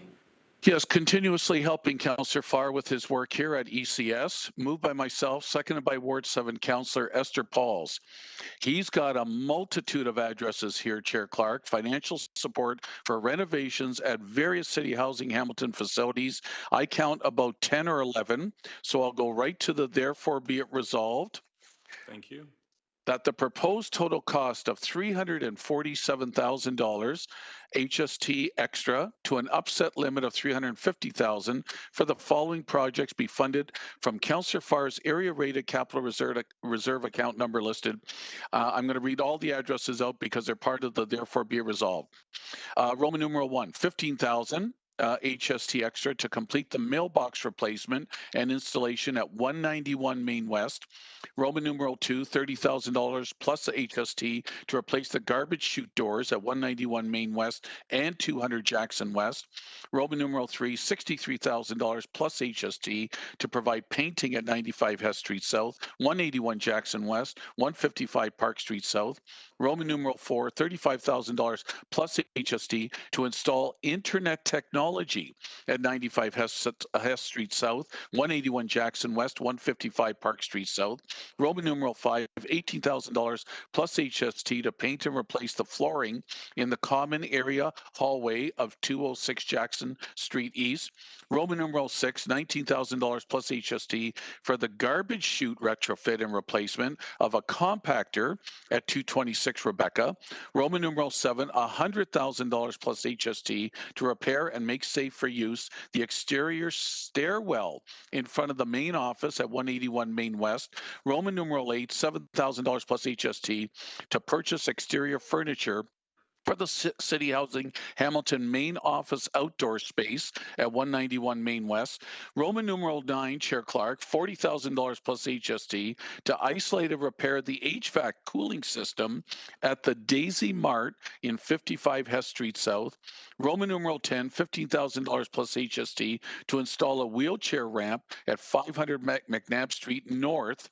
Roman numeral 11, $5,000 plus HST to install picnic tables and benches at 500 McNabb Street North. And after all that, Chair Clark, we do need the mayor and city clerk be authorized and directed to execute all agreements and ancillary documents. Otherwise, none of these projects can move ahead, so that the terms and conditions as well be in a form satisfactory to the city solicitor. And may I go a few? Thank you, Chair Clark. Thank you, Councillor Jackson. Seeing no comments or questions to Councillor Jackson's being the standby guy for Councillor Farr today. Thumbs up. We'll call the vote.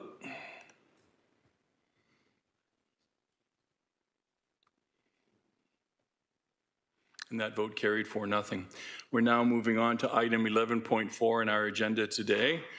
Councillor Nan, would you like to place your motion, please? I would. Unlike Councillor Jackson, who's very tech savvy, I'm having difficulty toggling. So give me a second. I'm trying to find the motion. There it is.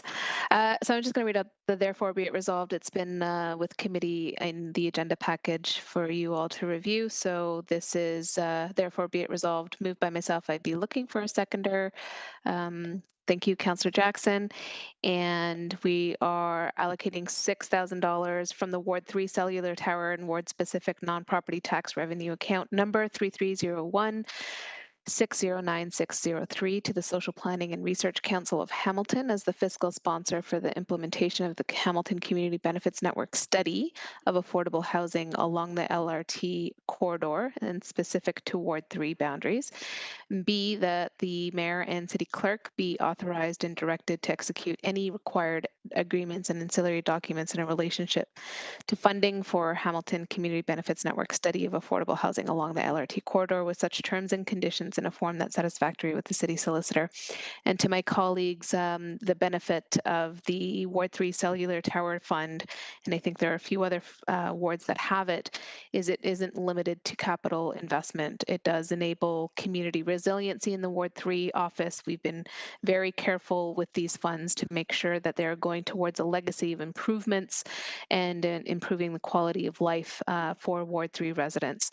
And so this study, which is not going to be funded solely by the Ward 3 office, it's being funded by multiple partners, enables the municipality to kind of continue our preparation for the direction around strategic land acquisition, as well as hopefully supporting a robust inclusionary zoning process as the LRT line continues to get developed and the subsequent developments around it continue to get shaped out and pursued.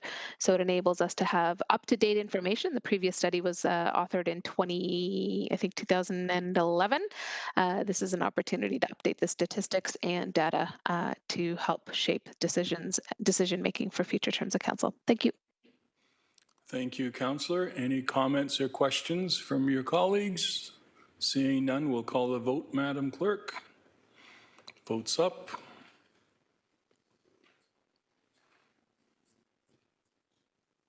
And that vote carried 4-0. Councillor Nan, earlier in our discussions, you indicated you were considering moving a motion. Did you wish to move that motion now from our discussions earlier or at a later date? Certainly I can do so. I think Elsie Bates has put together final language. Elsie Bates, did you? I sent you some draft language. You refined it. Yes, I did. Through the chair to Councillor Nan. Hold on one second. I just have to find it now.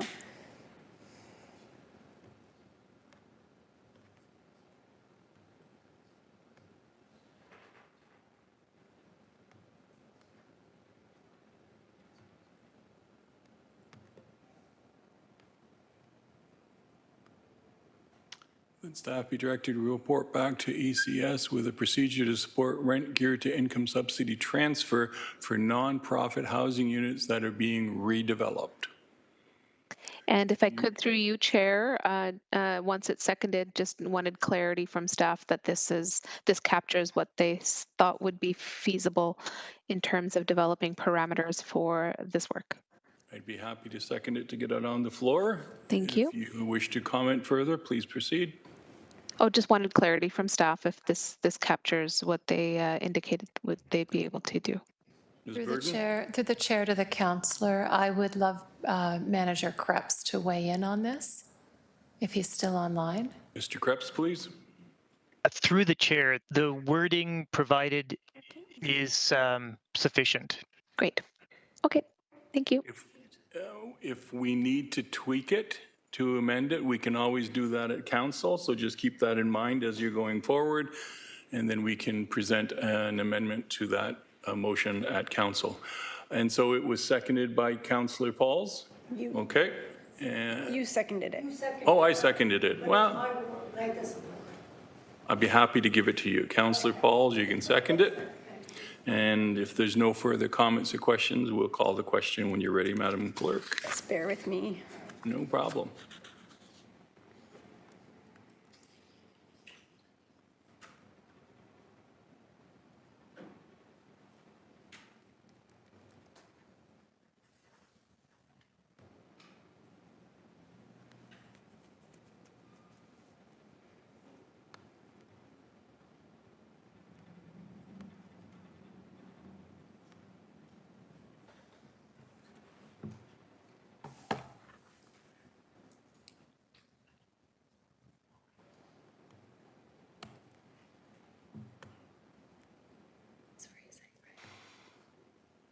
And the vote is up.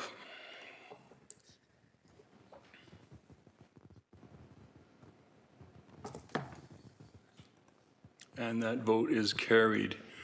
We are now moving on to notices of motions. Councillor Jackson, please, you have a notice of motion. Chair Clark, you're absolutely accurate. And as I've been helping the Ward 2 office, this is now assisting the Ward 8 office over and above the Ward 6 work that I do, Chair Clark. And we need to waive the rules because this is time sensitive for Councillor Danko. If either Councillor Nan or Pauls would kindly second this, waive it, Councillor Nan, the Ward 3 councillor, I would be grateful. Moved by myself, seconded by Ward 3 councillor Narinder Nan to waive the rules. Thank you. That's appropriately moved. Madam Clerk, if we can call the question. And that's a 2/3 majority, supermajority to get it approved. And who is the seconder for that?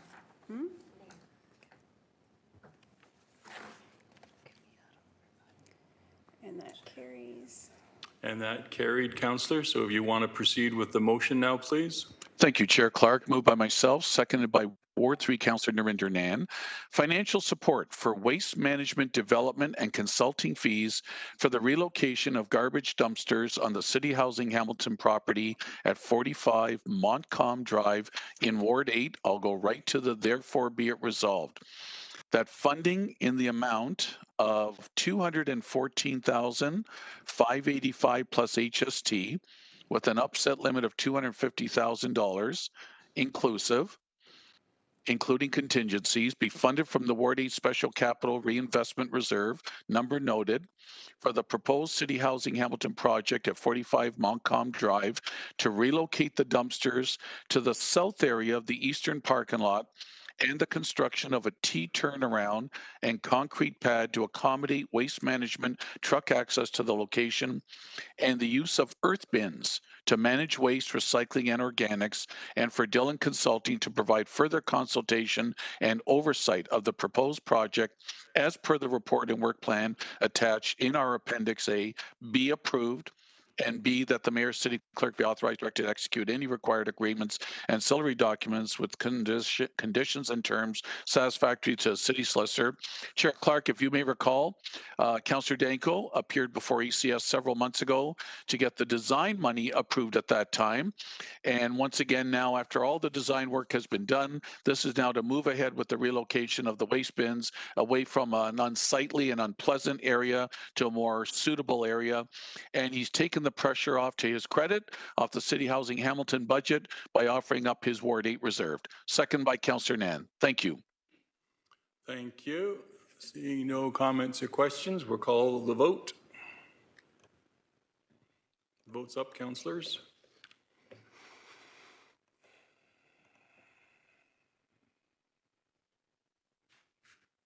The vote carried 4-0. We're now moving on to item 13. Are there any items of general information or other business? Seeing none, we'll move on to private and confidential. Members of the committee, do you wish to move into closed session to discuss item 14.1, the homelessness policy and program team staffing, HSC 22048? Anyone wishing to move in camera, please raise your hand now. Seeing none, may I have a mover and a seconder to approve the following recommendations in the report. That the direction set out in report HSC 22048, homelessness policy program staffing, be approved, and B, that report HSC 22048, respecting homelessness policy and programs team staffing, remain confidential. Mover and a seconder, moved by Councillor Jackson, seconded by Councillor Pauls. Any questions? Seeing none, call the vote. The vote is up.